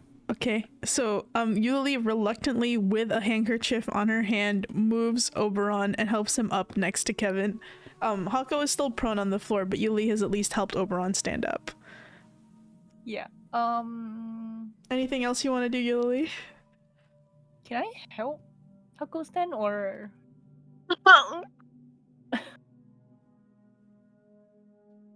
Yeah, you Am I should be able to help Hako stand up. I think it's not a big deal for you to help Hako and Oberon stand. Yeah. Okay. Then she'll just help Hako stand to us. She'll touch Hako normally because Hako looked normal. Did not look possessed. Yeah, hitting a Baron is totally in character move. And she's like, oh my God, Oberon, I need to play like some holy songs for you later. I would like that. Please do. Holy face songs. Not the exorcism. Thanks. Like, she's like, Please I have share them recording with from, me. like, I Miss would love to Odette's hear it. performances. I'll play it for you later. Thank you. Whoa. Okay, I guess she ends her turn. Okay. That's the most Eulalie has done in like 4 weeks. For real. Yay. Look at her my work. God. All it took was her mom threatening to cut off her credit card. Okay, Sanmei, unfortunately, you feel like you need to hit a bitch. You see Avani tumble off into the distance. That's not really your problem right now. What you're sort of dealing with is the fact that your sword hand itches and it's looking for a target. What are you gonna do? I think she was like, I was gonna tackle Oberon, but Hako got there first, so she's gonna do something with Madrid because first of all, why you let your woman fall off the cliff? That's not very cool. And she's gonna go up here and be like, bro, what the fuck are you doing over here? Your girl just sailed off the side of this cliff. She'll sort of like slap him across the face. Okay, nice. I'll try at least. He's got good armor, right? He's got good armor, yeah. Yeah. Oh no. Yeah, because I have to use an action to do this, right? So I won't have the rest of my action to do anything else. Yeah. No, I'll slap him twice for fun. Yeah, you have to use both of your actions. Yep. Yeah. I think I'm you like, tried "Bro, what to are you slap doing, him. man?" You try to slap him, but it's like slapping a wet fish. Nothing really happens. Yeah. But I think like the genuine what the fuck man like is real because like she's like shaking him like, bro, what what happened? Yeah, he You seems can swim, right? he seems out of it. You like smacking him and he's not really moving and he's just Oh my like God. You got it bad. Help. Oh shit, okay. I don't have a bonus action to really do anything, so I think that's my movement to get over here. Mhm. I'll maybe like take like a step closer because I don't have the movement to get to the edge. Yeah, to see what the hell's going on. Yeah. It's rough go. You guys can't see Avani at the moment. So you don't know where she's gone either. But all of you did saw her fall off the edge. That's true. Yeah, and I see this like big ass spider for some reason. Yes. Well, I think the spider's not climbed up yet, so it's not there yet. Not there yet. I'm on the wall. I'm on the wall. Yeah, you're making your way up. You felt got like my way to the wall. Yeah. Yeah, Madrid may or may not have rolled a 1. Kevin? No. I start by moving Olive while I still remember to do that. Your So that's dog. gonna be 1, 2, 3, 4, 5, 6, 7, 8, 9, 10, and as action, it's gonna dash, so can take another movement. So 1, 2, 3, 4, 5, 6, and just gonna keep Olive there.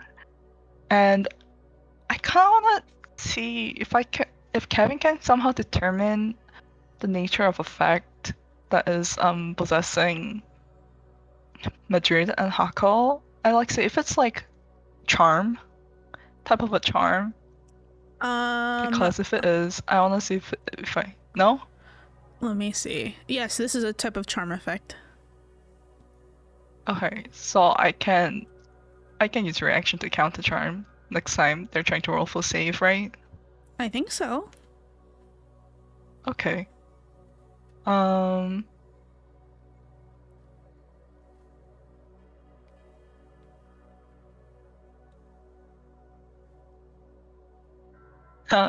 since everybody's here, what can I do? Oh, Sonmei, you didn't roll to escape your need to hit somebody. This is a charm, right? Correct. I actually have advantage then. Oh yeah, you should be able to roll your whiz then. Yeah. 25. Oh yeah, you got it.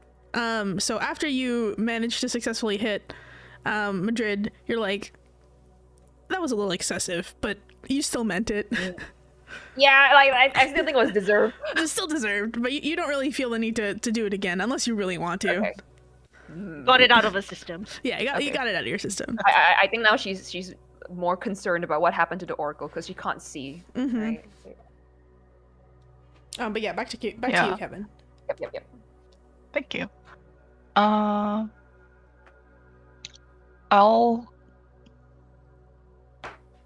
Okay, for bonus section, I want a healing word, Hako.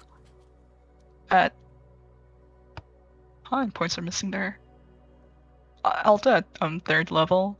Oh, okay. Oh, thank you. So you got back 15 healing. Oh, thank you. I'm gonna also disengage to move. That's 5, 10, 15. Yeah, that's it. Wait, Get our we're no longer in full difficult terrain, right? So I can move a bit more. So I'll move over here. Okay. Yeah, I use my action, bonus action, and movement. That's it. Sweet. We're at the top of the round, I believe. Let me roll something. Oh, okay. So as like Kevin moves towards like the precipice, you all start to feel that like the ground starts to warm up a bit more, and sort of the air around you guys starts to warm up a bit more. I don't know how to change the map to make it reflect it, but the sort of like purple glow in this space starts to change into like a rusty, like mauvish red. The purple like water that was flowing into this pit turns slowly and then all at once into like a viscous red liquid. And then as it pours into the pit, you feel a swelling of the heat, like almost as if a cloud of hot air like washed out from this pit over all of you. Avani, as a giant spider hanging onto the side of the wall, you have to like grip it quite hard to make sure that this hot air does not blow you like straight off of your grip, but you manage to hold on. Give me a perception check, Avani, during this time, because you're the only one inside the pit currently. Okay, I believe it says that in wild shape you retain all your mental stats anyway, so Yep. that should be the same. Yes, so you won't have you will not have a giant spider's perception, you'll have your own. 16. 16. You're not sure if you heard it correctly, but you think you hear just the faintest like plop, like plop noise, as if something has hit the bottom of a well, very far away. And it's at that moment that heat starts billowing out from under you. The water turns red and then slowly dries up to a trickle. And there's no longer any water flowing into this hole. The broom now has lost the sort of purple glow, and it is instead just the bluish foliage and the sort of like lingering heat. And you don't hear any water or drums anymore.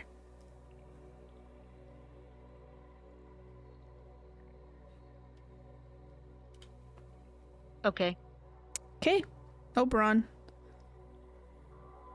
Oh, damn, what am I supposed to do now?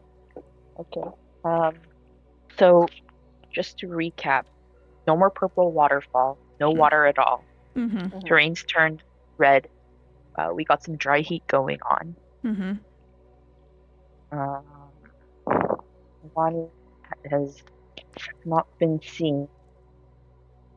And no more sound of drums either. Yeah, the like sort of faint drum beat that you all heard, even Hako, who was still kind of compelled to hit people, that no longer is the case. Like, you no longer feel like that violent pull.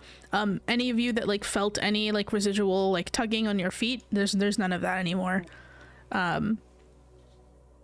Okay, that includes Madrid then, right? Yes, Madrid seems to like jolt for a moment. I think you all can sort of see it. Oberon, you're in front of him. You see him, because before he was sort of like making a low groaning sound and his eyes were unfocused. He like jolts up when this like wash of heat comes along.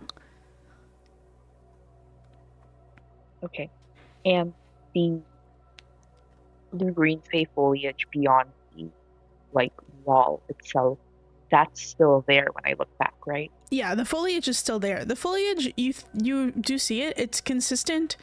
It's the only thing that you see that is inconsistent with Aspria. It is very much fey foliage. Okay. Yeah, we can be out of initiative. You don't actually need to be initiative anymore. You can do what you'd like. Oh, you guys, oh. you're free from initiative technically. Jesus fuck. I was looking at that. Okay, so I guess I'll kind of like run forward. Okay, so we're all just kind of running to the edge, but also I think I actually stopped and I asked Madrid like, what's going on? Like, why did the oracle jump over the ledge like that? As Can you I? Hmm? Oh, I was gonna say, cause speaking of the oracle, can I like turn and look down and see if I can see anything? Oh, you can't. Wow. You can't see anything, Avani. That sort of like glowing purple liquid was the only thing lighting up the pit. Even with your dark vision, it is pitch darkness. It is not exactly like a black darkness. It's almost like, you know, when you close your eyes and you stare at the sun. It's like sort of a reddish darkness, but it's dark nonetheless, and you can't see much of anything past your normal vision. Okay. And I like cast light on a nearby rock, like a stone, and then try and like drop it down.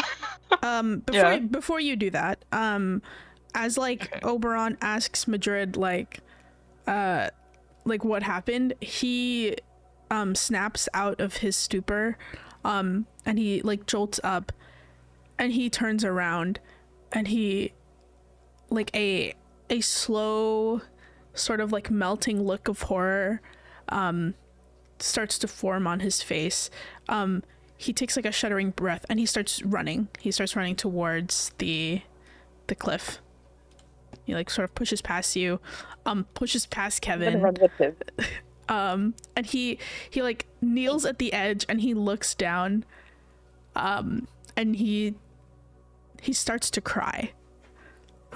His tears start to like plop down onto the stone underneath him. You can see like his hands are gripping the edge of this platform, it's hard enough that like bits of the stone are crumbling beneath it and falling into the hole. And he is like sticking, almost half of his body is like leaned over the edge, as he like lets out a long, mournful wail into the darkness of the pit.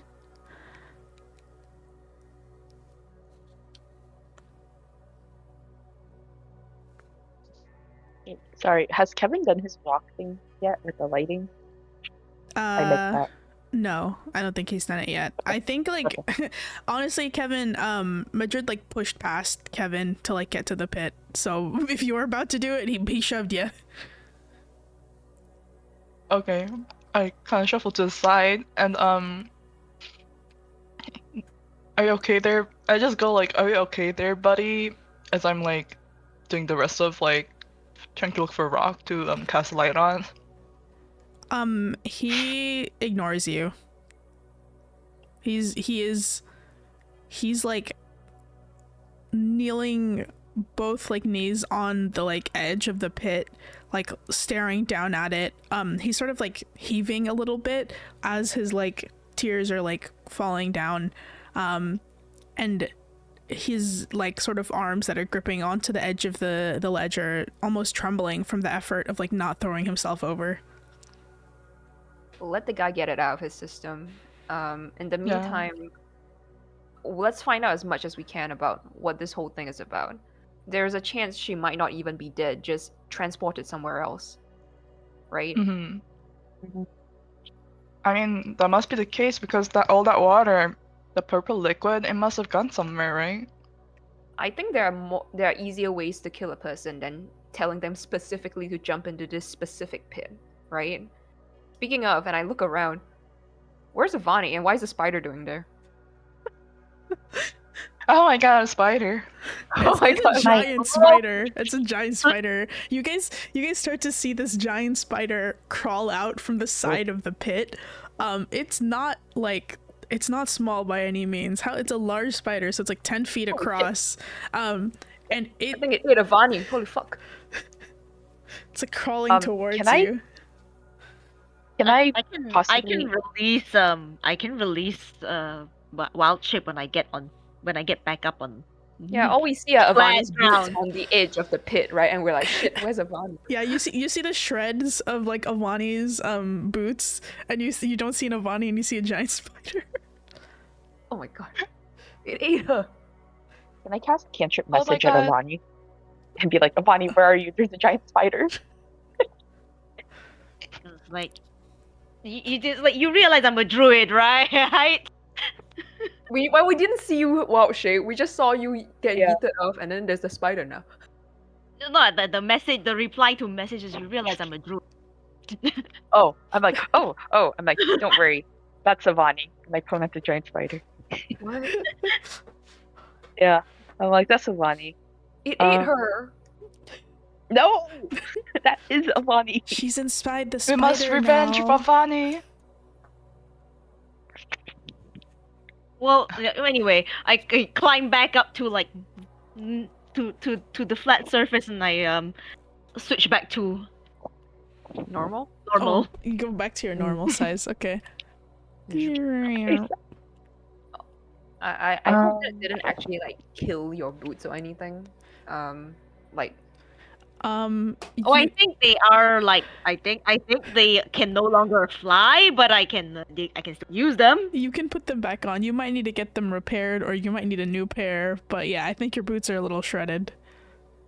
I guess just turn them to sandals, but they still work, right? I think because I have mending, so I can fix the boots, but I can't restore the magical 'cause effect. we need people Yeah. to.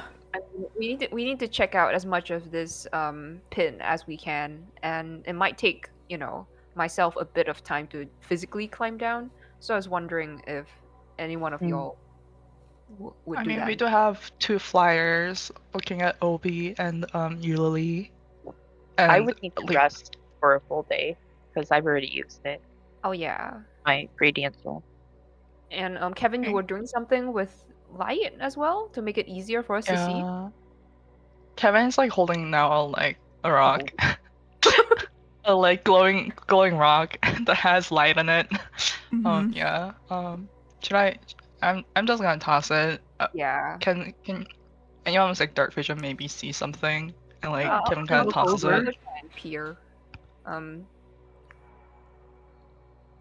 We can look over it. Yeah. Okay, and you throw your light rock down the pit. Yeah. So you see the light rock like sort of go down, and then you can see it for about 20 feet, and then 40 feet, and then I think 40 feet is the limit of light, because it should stim light for 40 feet, and then it sort of like gets swallowed by the darkness, and then after a few more seconds, you hear just like the faintest like blip.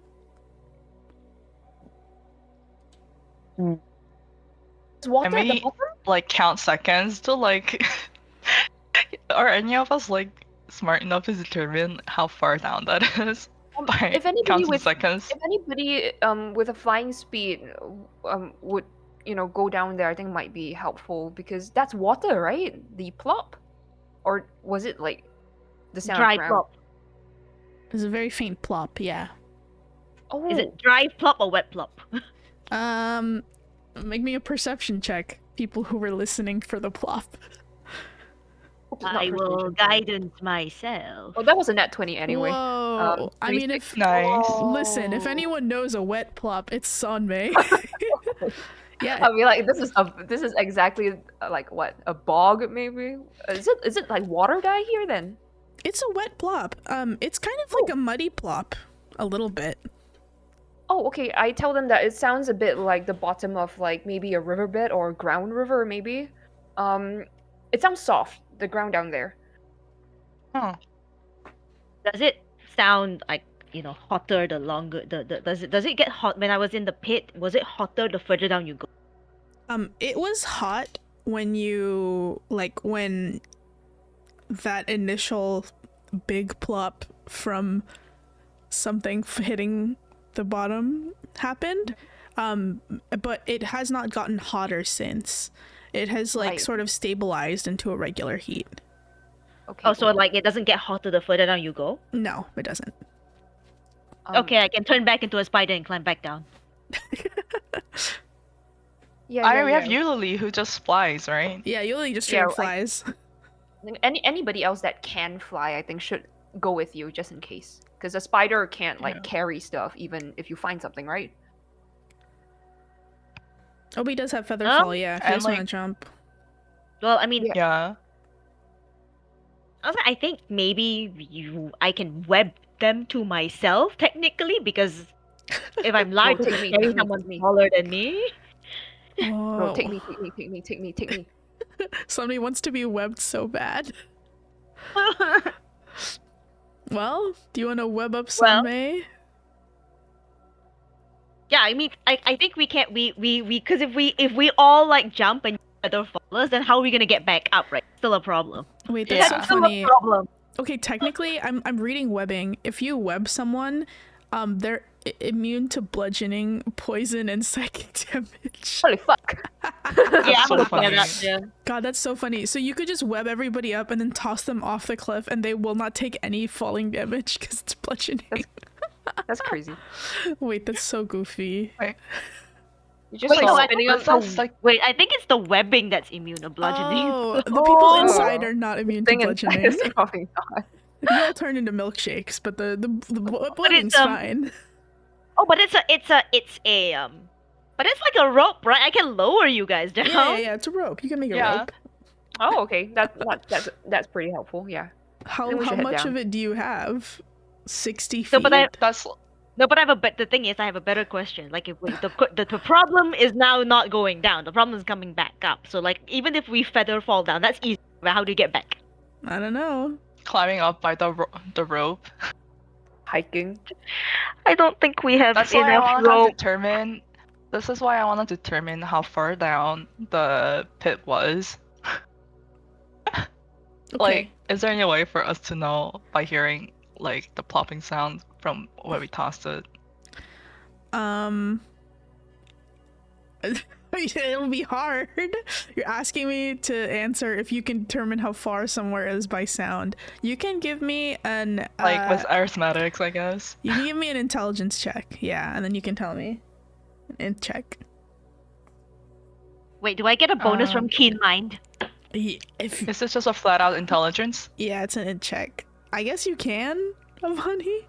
Yeah, you can all in check. Use your I got net arithmetic. 20. That's so No way! fucking Never funny. mind. Bro went to college. Kevin's big brain. It's because Bro went to college. Kevin Well, I don't have to went to roll college. Bro, you're the only one of us that went to college. No fucking way. Wait, No. Obi also went to college, and I think But so his did was like church college. That's a bit different. clown college. Oh God. Hako technically also went to college, I think. Not Hako that they know forgot that. about Hako college. forgot about Not college. that they forgot. Not that they remember forgot. any part of college. The only person who remembers college is Kevin. The person who went to the most he used to use everything. Yeah. He used to be an accountant. It makes sense. He now. used to do this every day. He used to use college every day, and now he does this. Imagine. Imagine. Yeah, God. he did math. Okay, Kevin, you use your college degree, your bachelor's in arithmetic, to sort of triangulate how far that sounded. It takes you a couple tries, to be honest. You keep throwing rocks down there to make sure you have an accurate count, because it's, people are talking, it's busy, but you manage to, and this is not exact, but you can sort of guess from how long it takes and how small the rocks you're throwing are. It's maybe 200 feet down. Oh shit.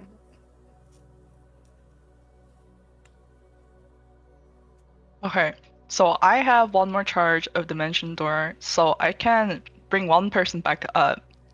With you, right? Mhm. You have to. Yeah. All right. Okay.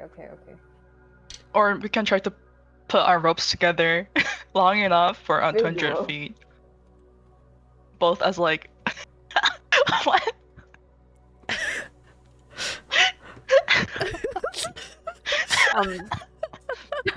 I forgot about that. It's so good. Oh my Fucking god. classic. That's Kevin doing arithmetic. That's his math dance. That's his Oh my math god. dance. Fucking crazy. Okay, so let me get this straight. So you Lily can fly. Why? Kevin can dimension door 2 people, right? So himself and somebody else, Yeah. Uh-huh. right? So that's 3 of us. That makes we've got 2 more left, right? Uh-huh. If the spider can bring down, can the spider bring back up? I think I could carry one person. Just one, Yeah. right? I think you can carry Reasonably. one person, but I would say Okay, that you so- guys would need. You guys are carrying a lot of shit. If it's Yeah. carrying someone with armor, they need to take it off. You can't carry anyone with armor. Yeah, you need to take someone lighter, at least not the heavy armored people. Mm-hmm. No, so sad. I wanted to ride the spider. I'm so sorry, Sunway. We'll get you a spider to ride at Maybe some next point. time. You can just make I Quibble look at big. Quibble. Yeah. Yeah, I have a lot of hopes and dreams for this fever.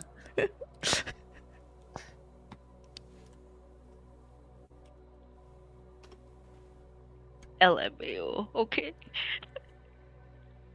Okay, but well, Eulalie says they're not going down, right? Oh, Uh-uh. is she not flying down? List? Oh, she's not flying down there. She says Oh. she says this is not That's going down it. there. So we can keep one person up here to watch her.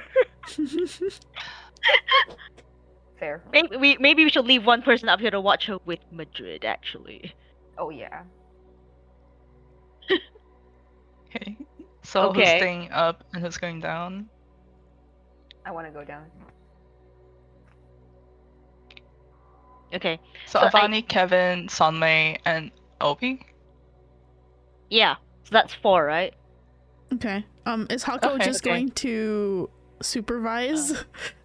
Yeah, I Probably a guess good choice. so. Yeah, Hako keep an eye on Eulalie, right? Yeah. Thank you, Hako. Yeah. Okay. So I think I that think- we should I think feather Avani fall can down. Yeah. I think we should feather fall down and then Yes. climb up or dimension Yep, door and up then accordingly. Sounds Yeah. good. Yep. How's Sonmei getting up again? With you, because I have armor, so Avani can maybe take Oberon, who has less armor, and then I have to Okay. rely on you to dimension door. Awesome. If you run out of slots, we are long resting at the bottom of the pit. Yeah, I have like I mean- exactly one slot left for dimension Yeah, door, exactly. so we're good. I mean, we can Yeah. technically climb twice. I can technically climb twice. And- Like, wild shape lasts 2 hours, and it's a short rest ability. Ah, interesting. Well, I let's mean, jump first. And if So you I wanna can be just- safe, we can like tie up like 3 ropes. damn, the super rope. Yeah, Hako can be Yeah, on make rope a, tying like, duty. super rope. Yeah. I suppose We leave all our so. ropes with Hako, and Hako can be on rope tying duty. Yeah. All right, let's go. Okay. We can tie. And Madrid can help pull. If it Yeah. feels better. I know if we got the oracle, he will help pull. Speaking of Madrid, as you guys are debating how to get down the pit, my boy walks around. He starts walking around, and then he gets to this edge, and then he Wait. looks down, Oh Dope. my god. and then he casts what was it I was gonna do? Where is this? Find Steed. Yeah, I think he's gonna cast Find Steed. Oh my god. Yeah, he's gonna cast Find Steed next to him. And out comes a where is it? The seahorse from snow? before. Oh, just no. sort of materializes next to him, and the seahorse, like I said, is floating, so it's not really swimming on anything, and he gets on the seahorse, and then he bucks and then falls into the pit with the seahorse, so he goes down. All right. That thing can float at least. Yeah, Well, and off we he's go after floating him. down in there. Okay, Alright. I guess off we go. Featherfall it is. Let's go. Okay. Just gonna grip Quibble. Okay, Coming We over. join him. We join him. Okay. So you all feather fall into this pit. Let me see. Do I have a map for this? No, I don't. Sniffle. It's okay. Just pretend you're in the pit now. Yeah. As you like fall down, you can see that the pit is like, it's not just like a raw asshole, right? That's an insane thing to say. Sorry. It's not just like a hole in the ground. It is like, as you can tell, quite like well architectured, quite well constructed. There is much of that same architecture sort of spiraling along. I know, stop. I thought of it the second I said it. Like the architecture spans across like all of the walls of the pit. None of the water that you saw from earlier is still lingering, but you do see that there is like signs of where water would come out of, to the point that there seems to be several like dry like fountains or like faucets that would have like accompanied the main waterfall had the water still been flowing. But you guys sort of make your way down, and the sort of architecture of it lends itself to make you think that this could go on for quite a while. But once you get to the 200-ish feet down that Kevin calculated, it almost is like it abruptly stops. Motifs that are scrawled along and like across like the walls around you, that were in sort of like a repeating pattern as you were going down, it like looks like they got cut off, and you've hit sort of like muddy, wet-ish ground underneath you. You can see there's a couple of rocks from Kevin throwing them down, but the sort of ground underneath you is quite murky, so you can't see much else there without proper checking it out. But you are now finding yourselves at the bottom of this sort of like cylinder, almost cylindrical structure. The water underneath you is like a murky reddish brown. It is almost perfectly circular in shape. Madrid is there with his horse, his seahorse, just sort of like circling the perimeter. The oracle is not. The oracle is not there. Right. I mean, this place, I think like somebody would actually ask Oberon probably, like, does anything about the architecture here seem familiar to you? You're from Asbria thereabouts, right? And this place looks like a temple of some sort. Have you seen it before? Yeah, does it look like Seseth Mesa or what? Yeah, now that we're like Yeah. further in, right? Does it get even more familiar? Give me a history or arcana check again, or a religion check, OB. And actually, depending on what OB rolls. I can roll with advantage, right? Yes, you can. On there. 27. Oh, much better. Yeah. The thing is, like, the architecture on the outside, like, outside of the pit, was much more reminiscent of you to the Seseth Mesa than this pit that you're in. This architecture on the interior is unfamiliar to you, at least in that sense. But something that's been nagging at you since you got here is the sort of structure of this space. You know from the Seseth Mesa that they have the sort of like ritual of like jumping off and but you know that you kind of can recall now, trying to see like where have I heard of this specifically before, and like sort of coupled with your thinking and reaching that, like, is this sort of the realm in the same way that when you were in the Shutter's demiplane that it felt that way, that you can recall that the reason they have that ritual and that sort of practice is that the sort of the realm of the consumption is a place called the Bleeding Precipice.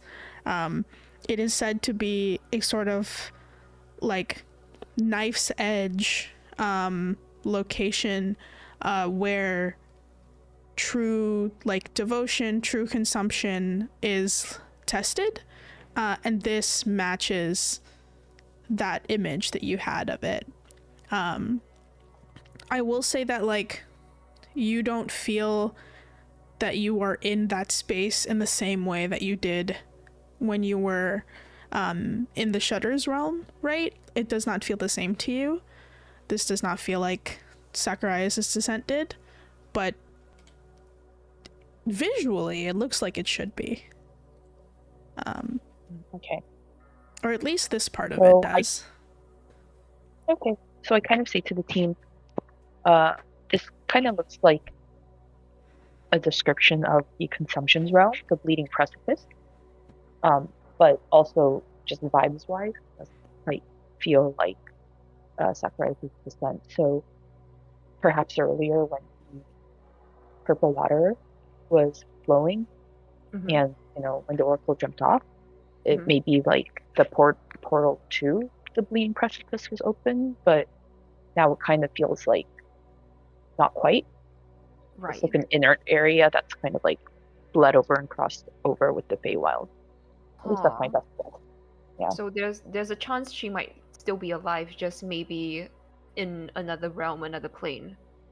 This is either the consumption realm at the Bleeding Precipice, or possibly the consumption that opened the portal from here in the Feywild to elsewhere, Azria or elsewhere. Yeah, because this place doesn't look like anywhere else. Doesn't look like it should be in the Feywild, right? Like the architecture. Yeah, no, this basically feels like very consumption coded area. And there's no magic like lingering in the air, right? It just feels like an inner pit. Yeah, it's just a hot pit. And there's no exit at the bottom, nothing. No, you guys can make me an investigation if you want to like take a look around. Sure. See if there might be anything underneath me, if it's worth digging. I'm gonna use my. I will Wait, guidance did I get myself. inspiration for doing today's recap? Yes, sir. I will Yeah, I'm gonna guidance use that. myself. You, Lily, what are you investigating? You're not in there, girl. You stayed upstairs. I got on that 20. Oh, Okay. nice! Well, Oh, thank God. Wow. Yay, Kevin. That 20 for Kevin. Not 20 for Kevin. This is to make up for last week because my last week rolls were. Let's go, Kevin. Last week was diabolical. Are you just looking around the outside, Yuli? Yeah, okay. Well, I'll go in order first. Who got the lowest? I think it's OB. Me. Oh wait, no. I got free shit too. Oh, I got Sunray. Sunray, I think what you notice is that this water is not purple. It is like kind of like normal water. It's a little dirty, but it's like normal water, which is you at least it's not the weird fatiguey water. And that's good. You also notice that like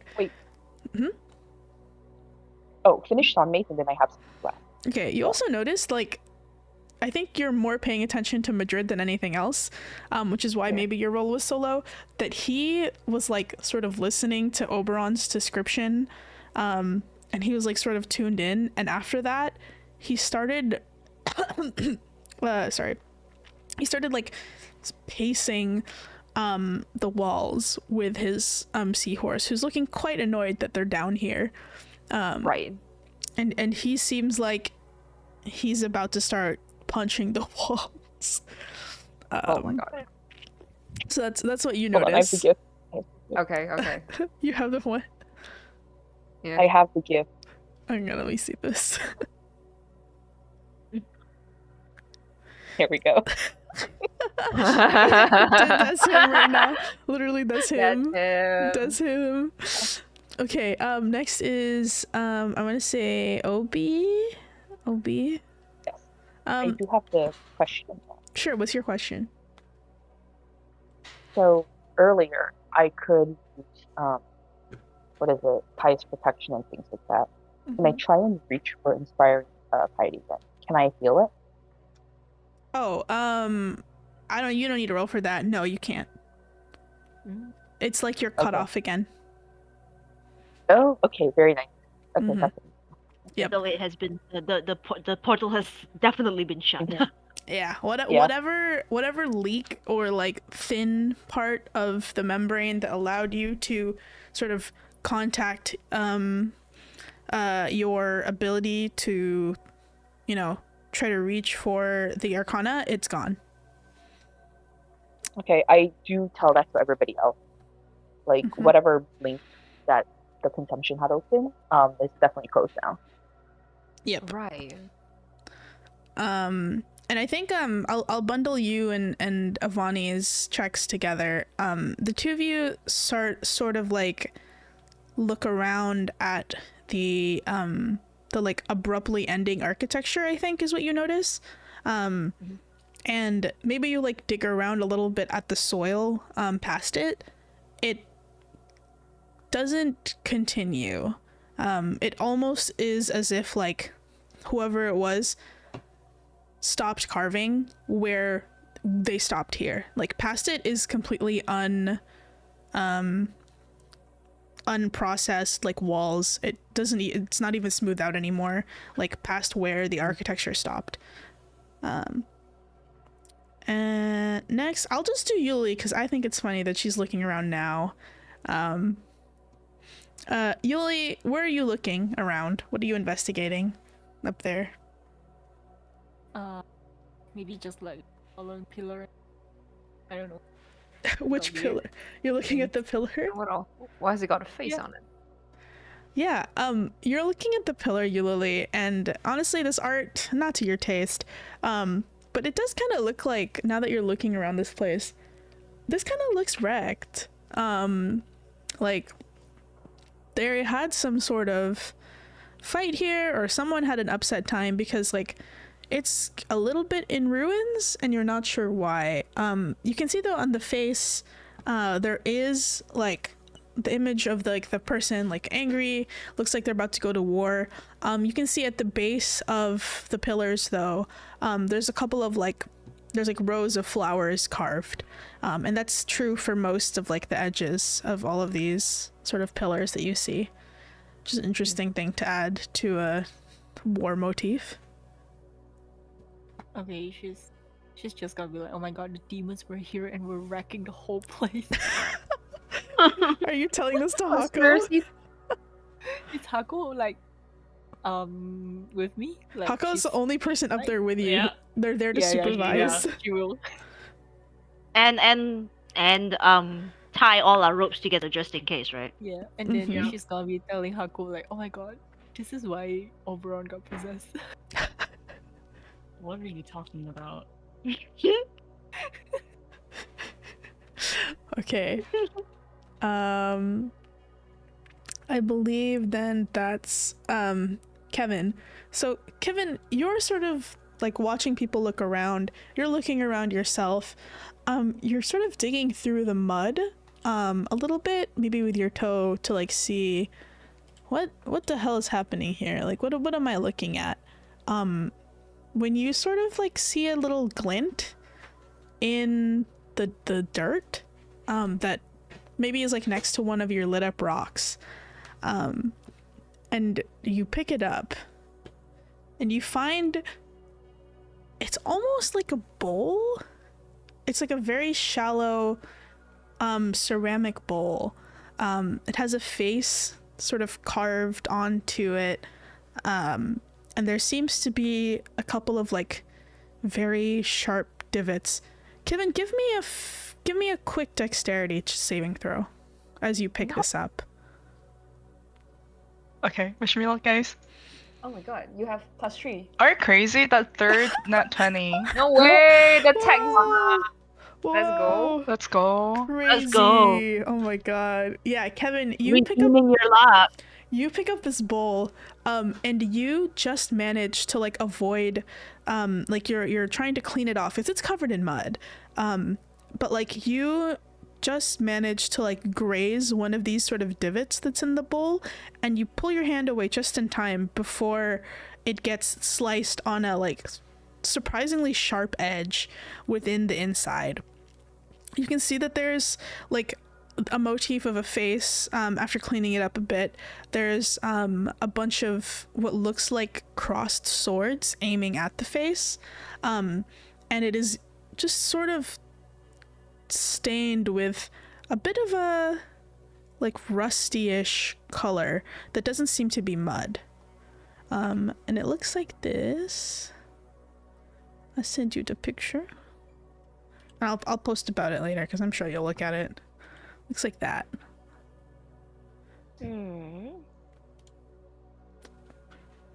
Oh, Interesting. Sus blood ritual bowl. This looks is like lore Kevin accurate. calls over Yeah. Obi and like calls over Obi and like, hey, is this like what you were talking about, the ritual? I think Obi was talking about the ritual before, right? Oh my god. I don't think so. Yeah, but like it does look like vaguely like cultish or It does- religious-ish, right? So It does look like consumption core ritual. Okay. yeah. In the Um, classic Kevin behavior, then like, wait, does this feel magical in a new way? Yeah. Yeah. Okay, Kevin's gonna cast Identify on first level. Are you just hard casting it? Yeah. Okay. I'll put it in the post office as well. All right. But this is the Blood Mire file. It's a shallow ceramic drinking bowl that is enchanted to repurpose spilled blood into new life. This bowl will hold 8 ounces of blood. I don't know what that is in milliliters, figure it out. Once the file is filled with that amount of blood, it'll begin to swirl on its own. If you leave it for an hour without spilling, the blood in the bowl will become a tonic that pulses with a faint internal glow. Drinking the entire bowl of the blood will give you 2 effects. You roll a d12. If you roll a 12, you will take 12 necrotic damage. If this reduces you to 0 hit points, you're stable, so you don't have to worry about it. If you roll 11 or lower, you will regain a number of hit points equal to 4 plus the number rolled. The blood that you drink from this is thick, sweet, and floral, but it leaves a bitter, hot aftertaste. Once you pour the blood out of the bowl, the magic fades if it's not like drunk. And once it's been used this way, you can't use it until 1d4 days have passed. It's a nasty blood potion. Yeah. Scratching my head. Why is this here? Why I have is a this question. here? Why does it matter whose blood you pour in? Probably not. Any blood will do. Any blood will Does do. this look filled, or does it look like it's been here for a long time? It looks half filled. How recent is this blood? Like, or the blood stains? Can we check? Are you asking? Sorry, can you say that again? Sorry, yeah. You said that there was like it's stained like with rust colors and stuff. Does it look like there's been recent blood marks on it? I will say with Kevin's nat 20, you can see that there's like reddish blood stains, but there's also like a purplish blue blood. And that seems fresher. That's on the bottom half. Oh, I don't like that. Like, Kevin, a low voice is like, hey, was it like Merfolk's blood kind of this color, or am I crazy? I mean, this amount of blood is not like losing this amount of blood is not enough to kill a person, like just in general, right? Mm-hmm. Because if it were, like, this is practically useless as an item. Also, Moni, you said that the bowl had two different types of usage, right? And Yes. did I just mishear? No. And what's the second usage? So the first is if you roll a d12, you will take 12 necrotic damage, but you are stable if this knocks you out. On 11 or lower, then it will regain you blood, like hit points. Oh, so that's the two effects. Yes, Okay. correct. Right. Is this a common item It's an associated with consumption or Asbria? make me a religion check. In the meantime, can I like mold earth around to like move the earth, to move the mud to else? Oh yeah, please do. Okay, I just like start digging Oh. essentially. Ooh. Nat 20? Oh my Ooh, 29? god, you guys, full of 20s All the today. mad anyways. Full of nat 20s today. Oberon, you have seen this used before. You've seen it used at the Seseth Mesa during like a service. And you've also seen it used somewhere else. There are certain people and certain organizations who have used this to create potions from less than willing participants. There is the notion that depending on whose blood you're turning into the phial, into the potion, that it will have a different effect. This is not confirmed by any like studying like clergy means, but this seems to be a sort of fringe theory among people who have used this file, and it is like not an exactly like extremely common artifact to use in like consumption rituals, but it's not uncommon to see, that's for sure. Okay.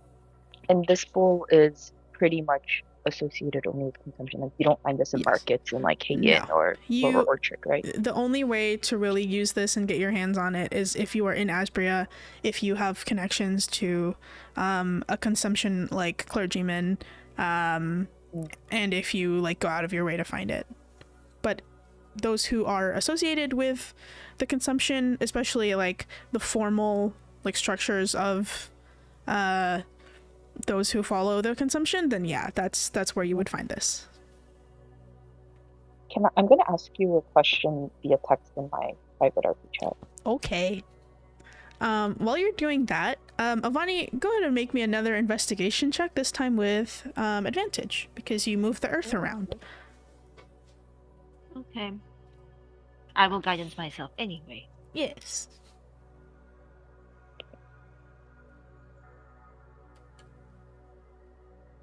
Would you believe I rolled exactly the same? That's with both? crazy. Oh my god. Wow. That's crazy. Use your guidance. It's like exactly the same. This is so wild. Okay. That should be a 21. 21. Okay, I think that's fine. You start like moving the earth around to see if you can find anything else after Kevin's found this freaky ass blood bowl. And you don't find another freaky ass blood bowl. You do find something like faintly bluish glowing. You had to move quite a bit of like mud and dirt in order to uncover it. As you sort of like move to like get it out of the mud,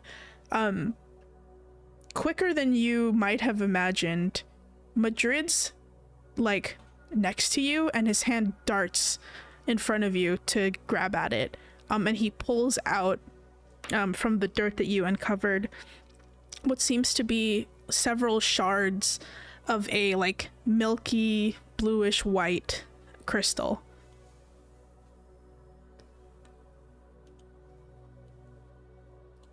What's that? He's like sort of hunched over it, and he's like can see him trying to clink the pieces together as he's like cleaning it off. You guys can make me a perception check, I guess, to see. Is that the crystal that's always on the oracle? Yeah, you don't need to roll for that if you guessed it.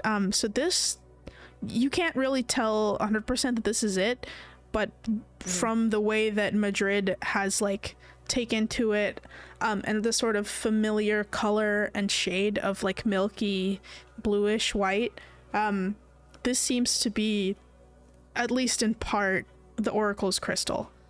It is shattered into these chunks. This seems to be maybe about a third of it. The rest of it, even as you sort of move more earth, you cannot find the rest of it. Okay. Oh no. The pool, wherever you saw the like bluish blood. Can I show it to Madrid? And is this merfolk? Is this like definitely merfolk blood? He looks at it, and you can see like the tear tracks that were like staining his face before when he was like on the edge of the cliff. He like sort of like takes his hands like shakily up towards it, and he like nods like very briefly, and then he gives it back to you. And I asked, the oracle didn't have something like this in their possession, right? Or you didn't see her like picking up something like this in this area? give me an insight check.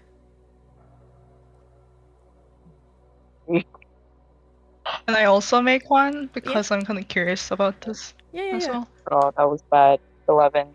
I'll roll. I was also bad. 8. I'm bad with myself and roll. Okay. 22. Neither of us are familiar as merfolk base. Yeah, another merfolk. Guess I'm the closest. Yeah. I look at his horse Well, if he's telling the truth. oh, okay. We'll let Sonmu discern.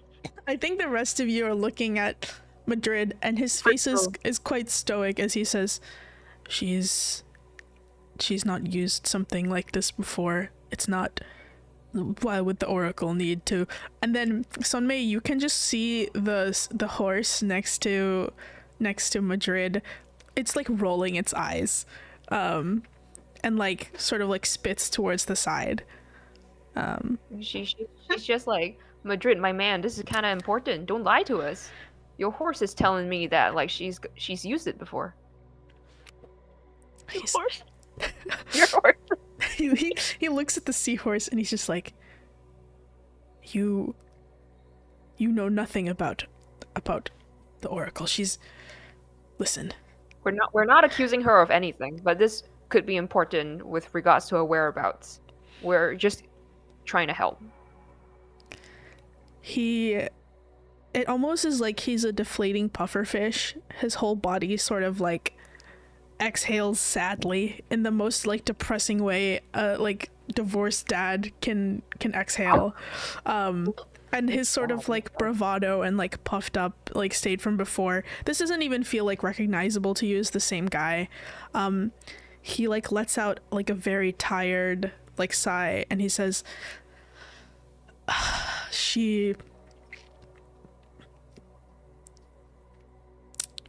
the oracle has had a difficult time as of late.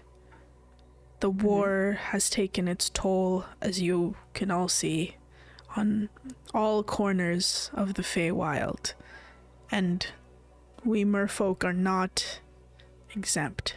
Silky Bay is not exempt. The oracle, there were moments in which she felt that her clarity was too dim. Times when she felt as if the path was not clear to her. There was some weeks ago, before we had set off, there was a shaman of some sorts I was not, and I regret this now, I was not privy to their conversations in the Oracle's chambers. But this, after she started speaking to the shaman, she spoke of her lack of, I don't know, dedication, lack of passion towards the cause. I know that is not true. There is no one that cares for the merfolk and the well-being of truly all of the Feywild's creatures as the Oracle does. But it seems that figure, and he says that with a venom, that figure's words reached her deep in her shell. You don't understand how difficult it is, and I also do not understand the difficulty that comes with clairvoyance, with the ability to see all and not do all. And so the Oracle has had to be detached from it, lest she lose her way, lest she be overwhelmed with the burden of knowing. But this figure convinced her that her apathy was wrong, that her needing to separate her duties as the Oracle from her emotions was hindering her from helping more people. He looks at the vial, and he just has the most bitter look across his face. He says,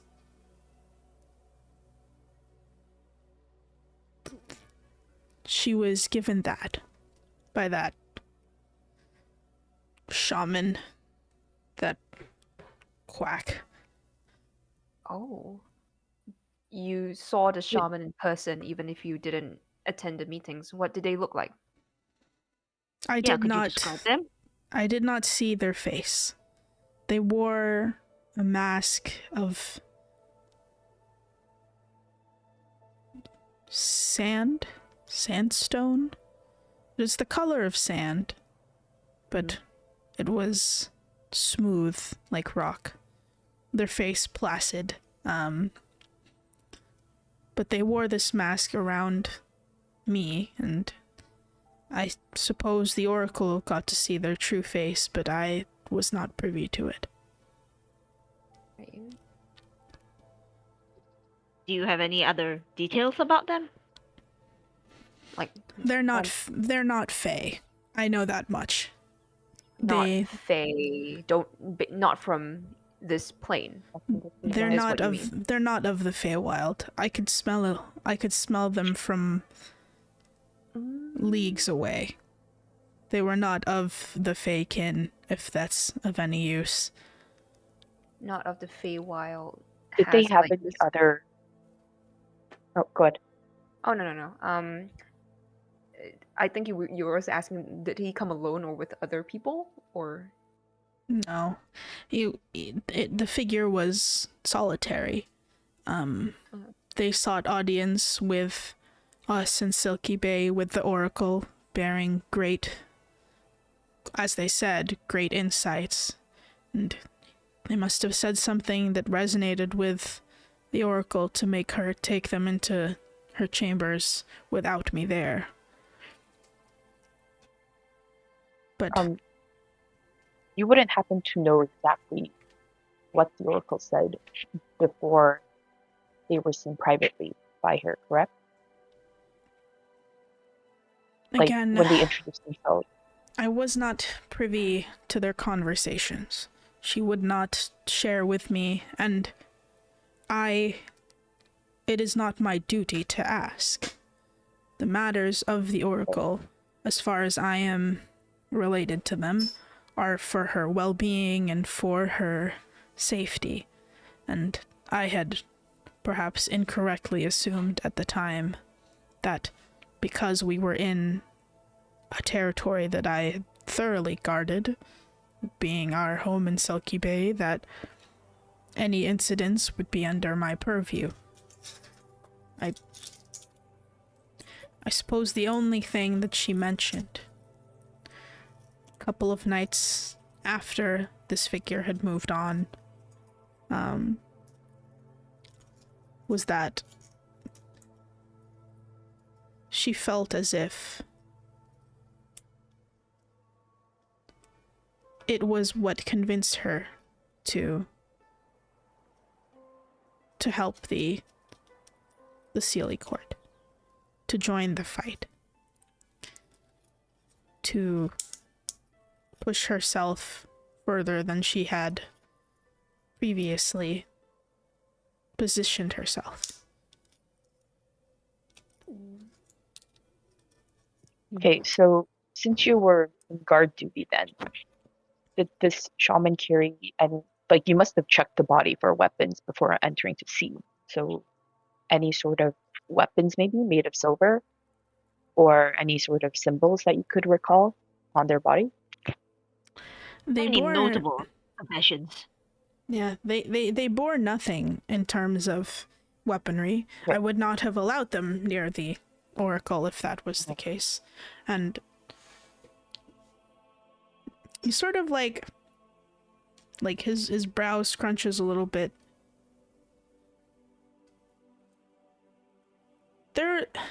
And he like looks at you, Oberon, and he like sort of squints a bit. There's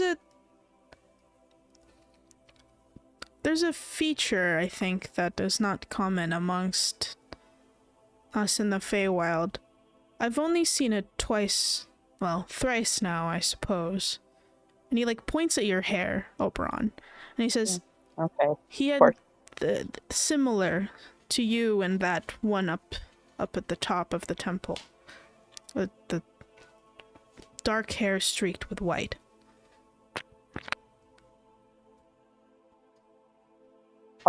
Me and Hako's hairs are very different. So just dark hair in general?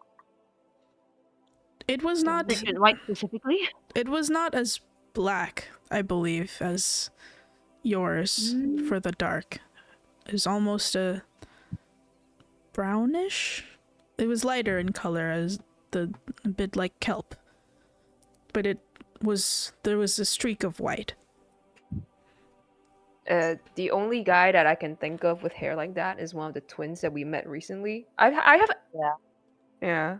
I actually have minor illusion. So I just pop out like the equivalent of like a pop mart God, like not again. tiny figurine of the dude and spin him around like this. Pop art figurine. Which one? The one with the stringy hair, whose name I do not recall. I know they're in the address book, but I don't remember in what Leon? order I met them. Leon? Leon?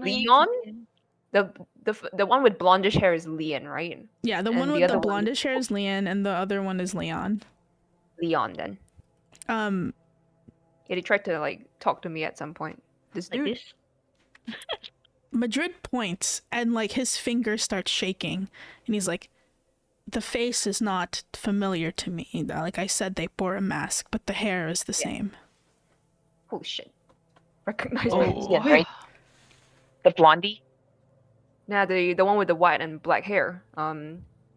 Wait, you talked to Leon though, not Leon.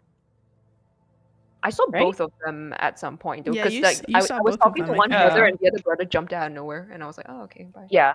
The one that jumped out of nowhere is Leon. Yeah. So it was Leon. That Leon, yeah.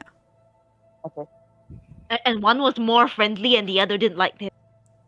Something like that. Yeah. And they were also the dudes that jumped into like evil London, right? Evil London. Yeah. Evil London. Evil steampunk London.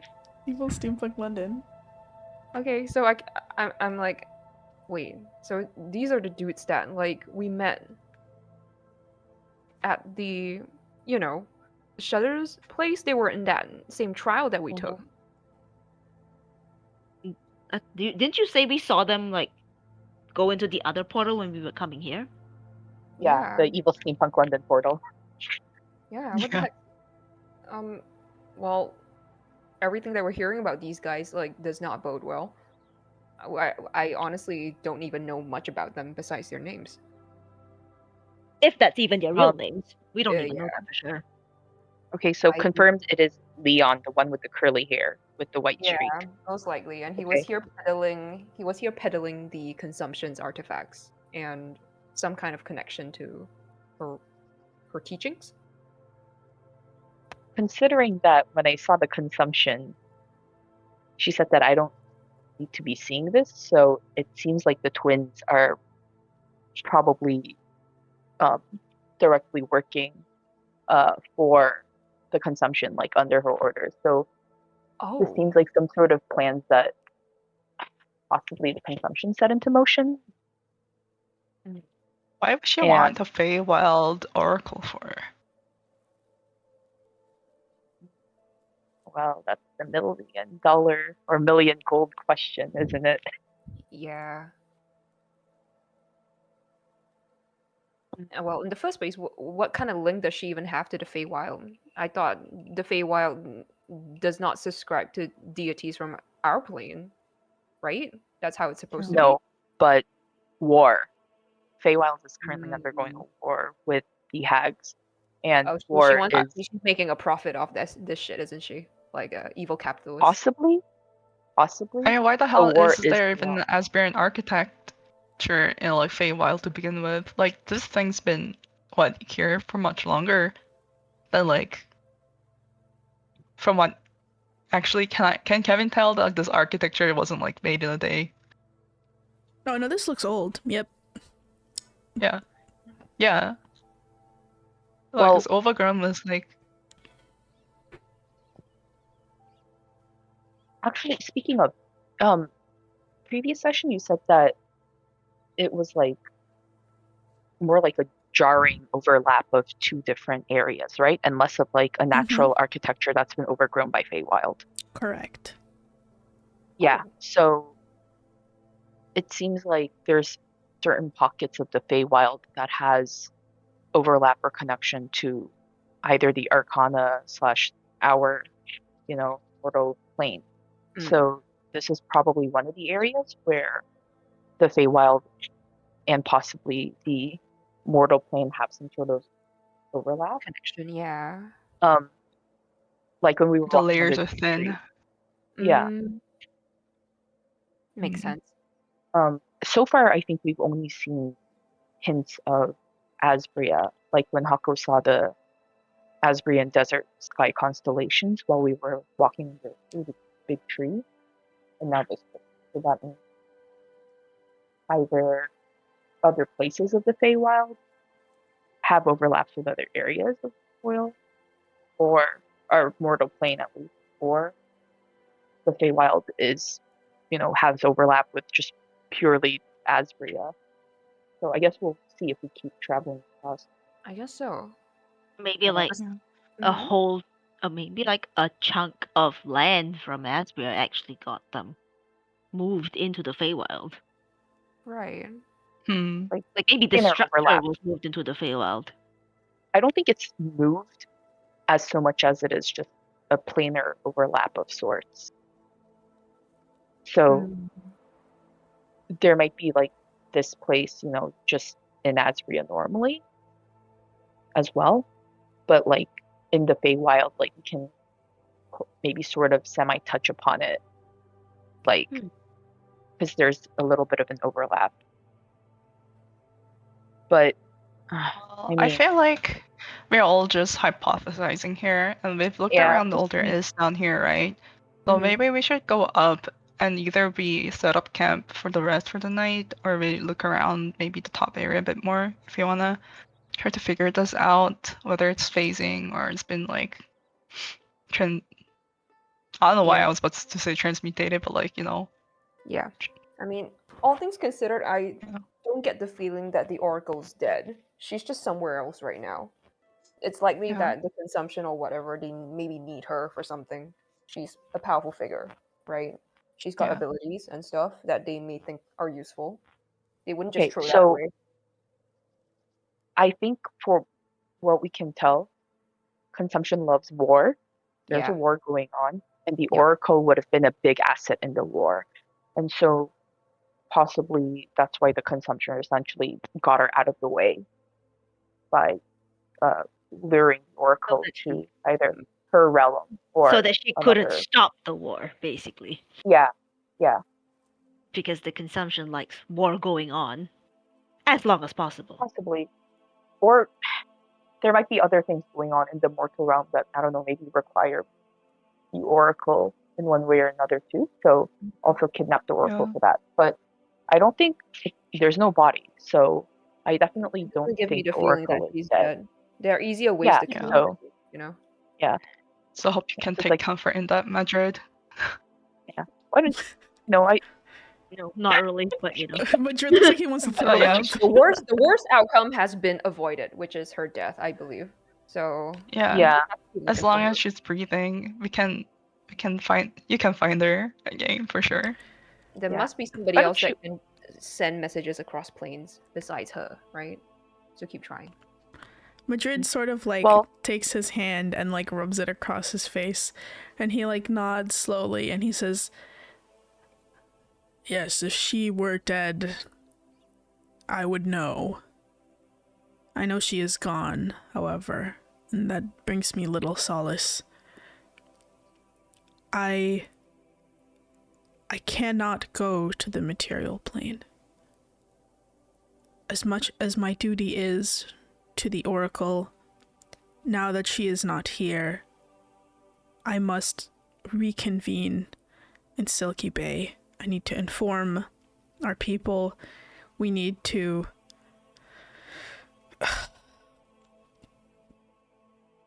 Someone still needs to be a representative for the merfolk in the court in these times of need." Yeah. Right. I wait, understand. Understandable. Mm-hmm. Before you take part though, I have a couple of questions if you by any chance could share this information. Do you by any chance know if we can travel from Summer Court? Is there like a way to teleport from Summer Court to Spring Bloom? Or would that be something we need to make a physical check out of? He like shakes his head and he says, "Well, if the Oracle were here, she had means of which transport would be swift." Let me go to the map so I can show you guys. To the boopy. Thanks. Just the scenes. Good. Okay. Like I said, there would have been means had we been able to make it to Springbloom Glen. We could have taken the waterways across the coast. Would have been much faster. My suggestion to Silky you Bay's all... over there. Yeah, Silky Okay. Bay's like up here. That's where they're from. Mm-hmm. My suggestion to you is to still stick to the coast. If you Right. can make it to the Smeal lands, they have passage straight to the base of Summer Court that allows you to avoid the fields and allows you to cross the mountains easier. My suggestion is, so he's telling you, like, don't go to Spring Bloom Glen altogether. It would be faster if you went straight to Billy Boone's and then from there go to Summer Court. Because if you went to Spring Bloom, it's like taking a long, like, kind of... yeah, it's a long around if that's the case. Okay. Like going to like Laughing Brook, Billy Boons, and then like Summer Court. Like that's... Or maybe Yes. we might not even need to pass the Laughing Brook, right? Like, it's just this way. We could just, like, bypass it? Or do we need to go into the Laughing Brook? No, he says, like, you should take care to avoid the Laughing Brook if you have no connection to Springbloom Glen. The folk of the Laughing Brook are, how do I say this diplomatically? assholes, so don't go there. They're Some people Okay. they're not Yes, very kind. Nor would Good they to know. be helpful for your journey. They're just gonna laugh at us when we get there. Oh, all right. More or less, yes. Damn it. Okay, we're skipping Good that. to know. Billy Bones meal. Oh. This is presumptuous of me, but you are perhaps the only people I could ask. Would you be able to look for her in the material plane? When we get back, absolutely. Oh yeah, sure. Please. We kind of have like questions also for the twins. They've been showing up a lot and often in areas that don't necessarily bring good news. So yeah. If Yeah. you if Well, if it you sounds like we'll be meeting them if you if you want to finish or not, given the. your business, Sorry. Yeah, go ahead. and if you finish your business in Summer Court, before you go back to the material plane, if you're able to contact me, I can meet you near the Smeal lands once more and give you some effects to help find her, and whatever Silky Bay can offer as thanks. Of course. That would certainly help us find her, yes. Yeah. We'll keep in touch. Is there a way that we can do so though? I don't have the. What do we guess? Oh, yes. We get a phone. You can contact me through this. And he like turns to his horse, and then he like reaches into the like saddlebag, and he pulls out a like pink shell, like a pink little like clamshell. And when you open it, yeah, he pulls out his flip payphone. Yeah, more or less. And when he opens like the shell, it's like a regular shell, but there is like a sort of like pinkish, like white, like luminescent pearl like nestled in the middle. And he says, if you press this, you will be able to contact me in your mind. It should go straight to Silky Bay and to my own. And then he like points at his ear where there's like a similar like pink earring. He's like, I should be able to hear you. All right. I can hold on to it. It will join my list of name cards that I've been collecting. You guys have like an address book now. Yeah, I've got a whole bunch of like stuff.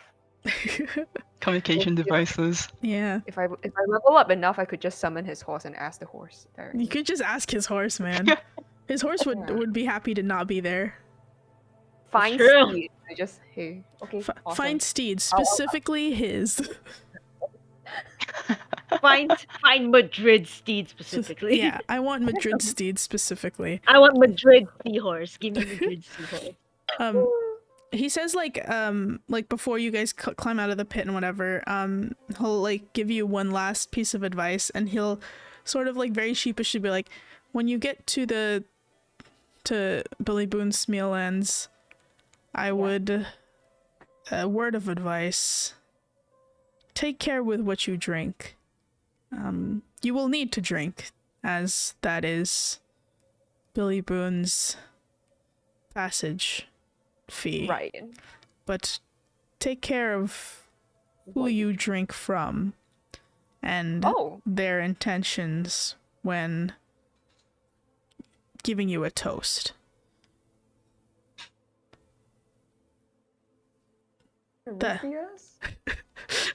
Worse. Bruh. All right. Okay, we'll convey that to our companions.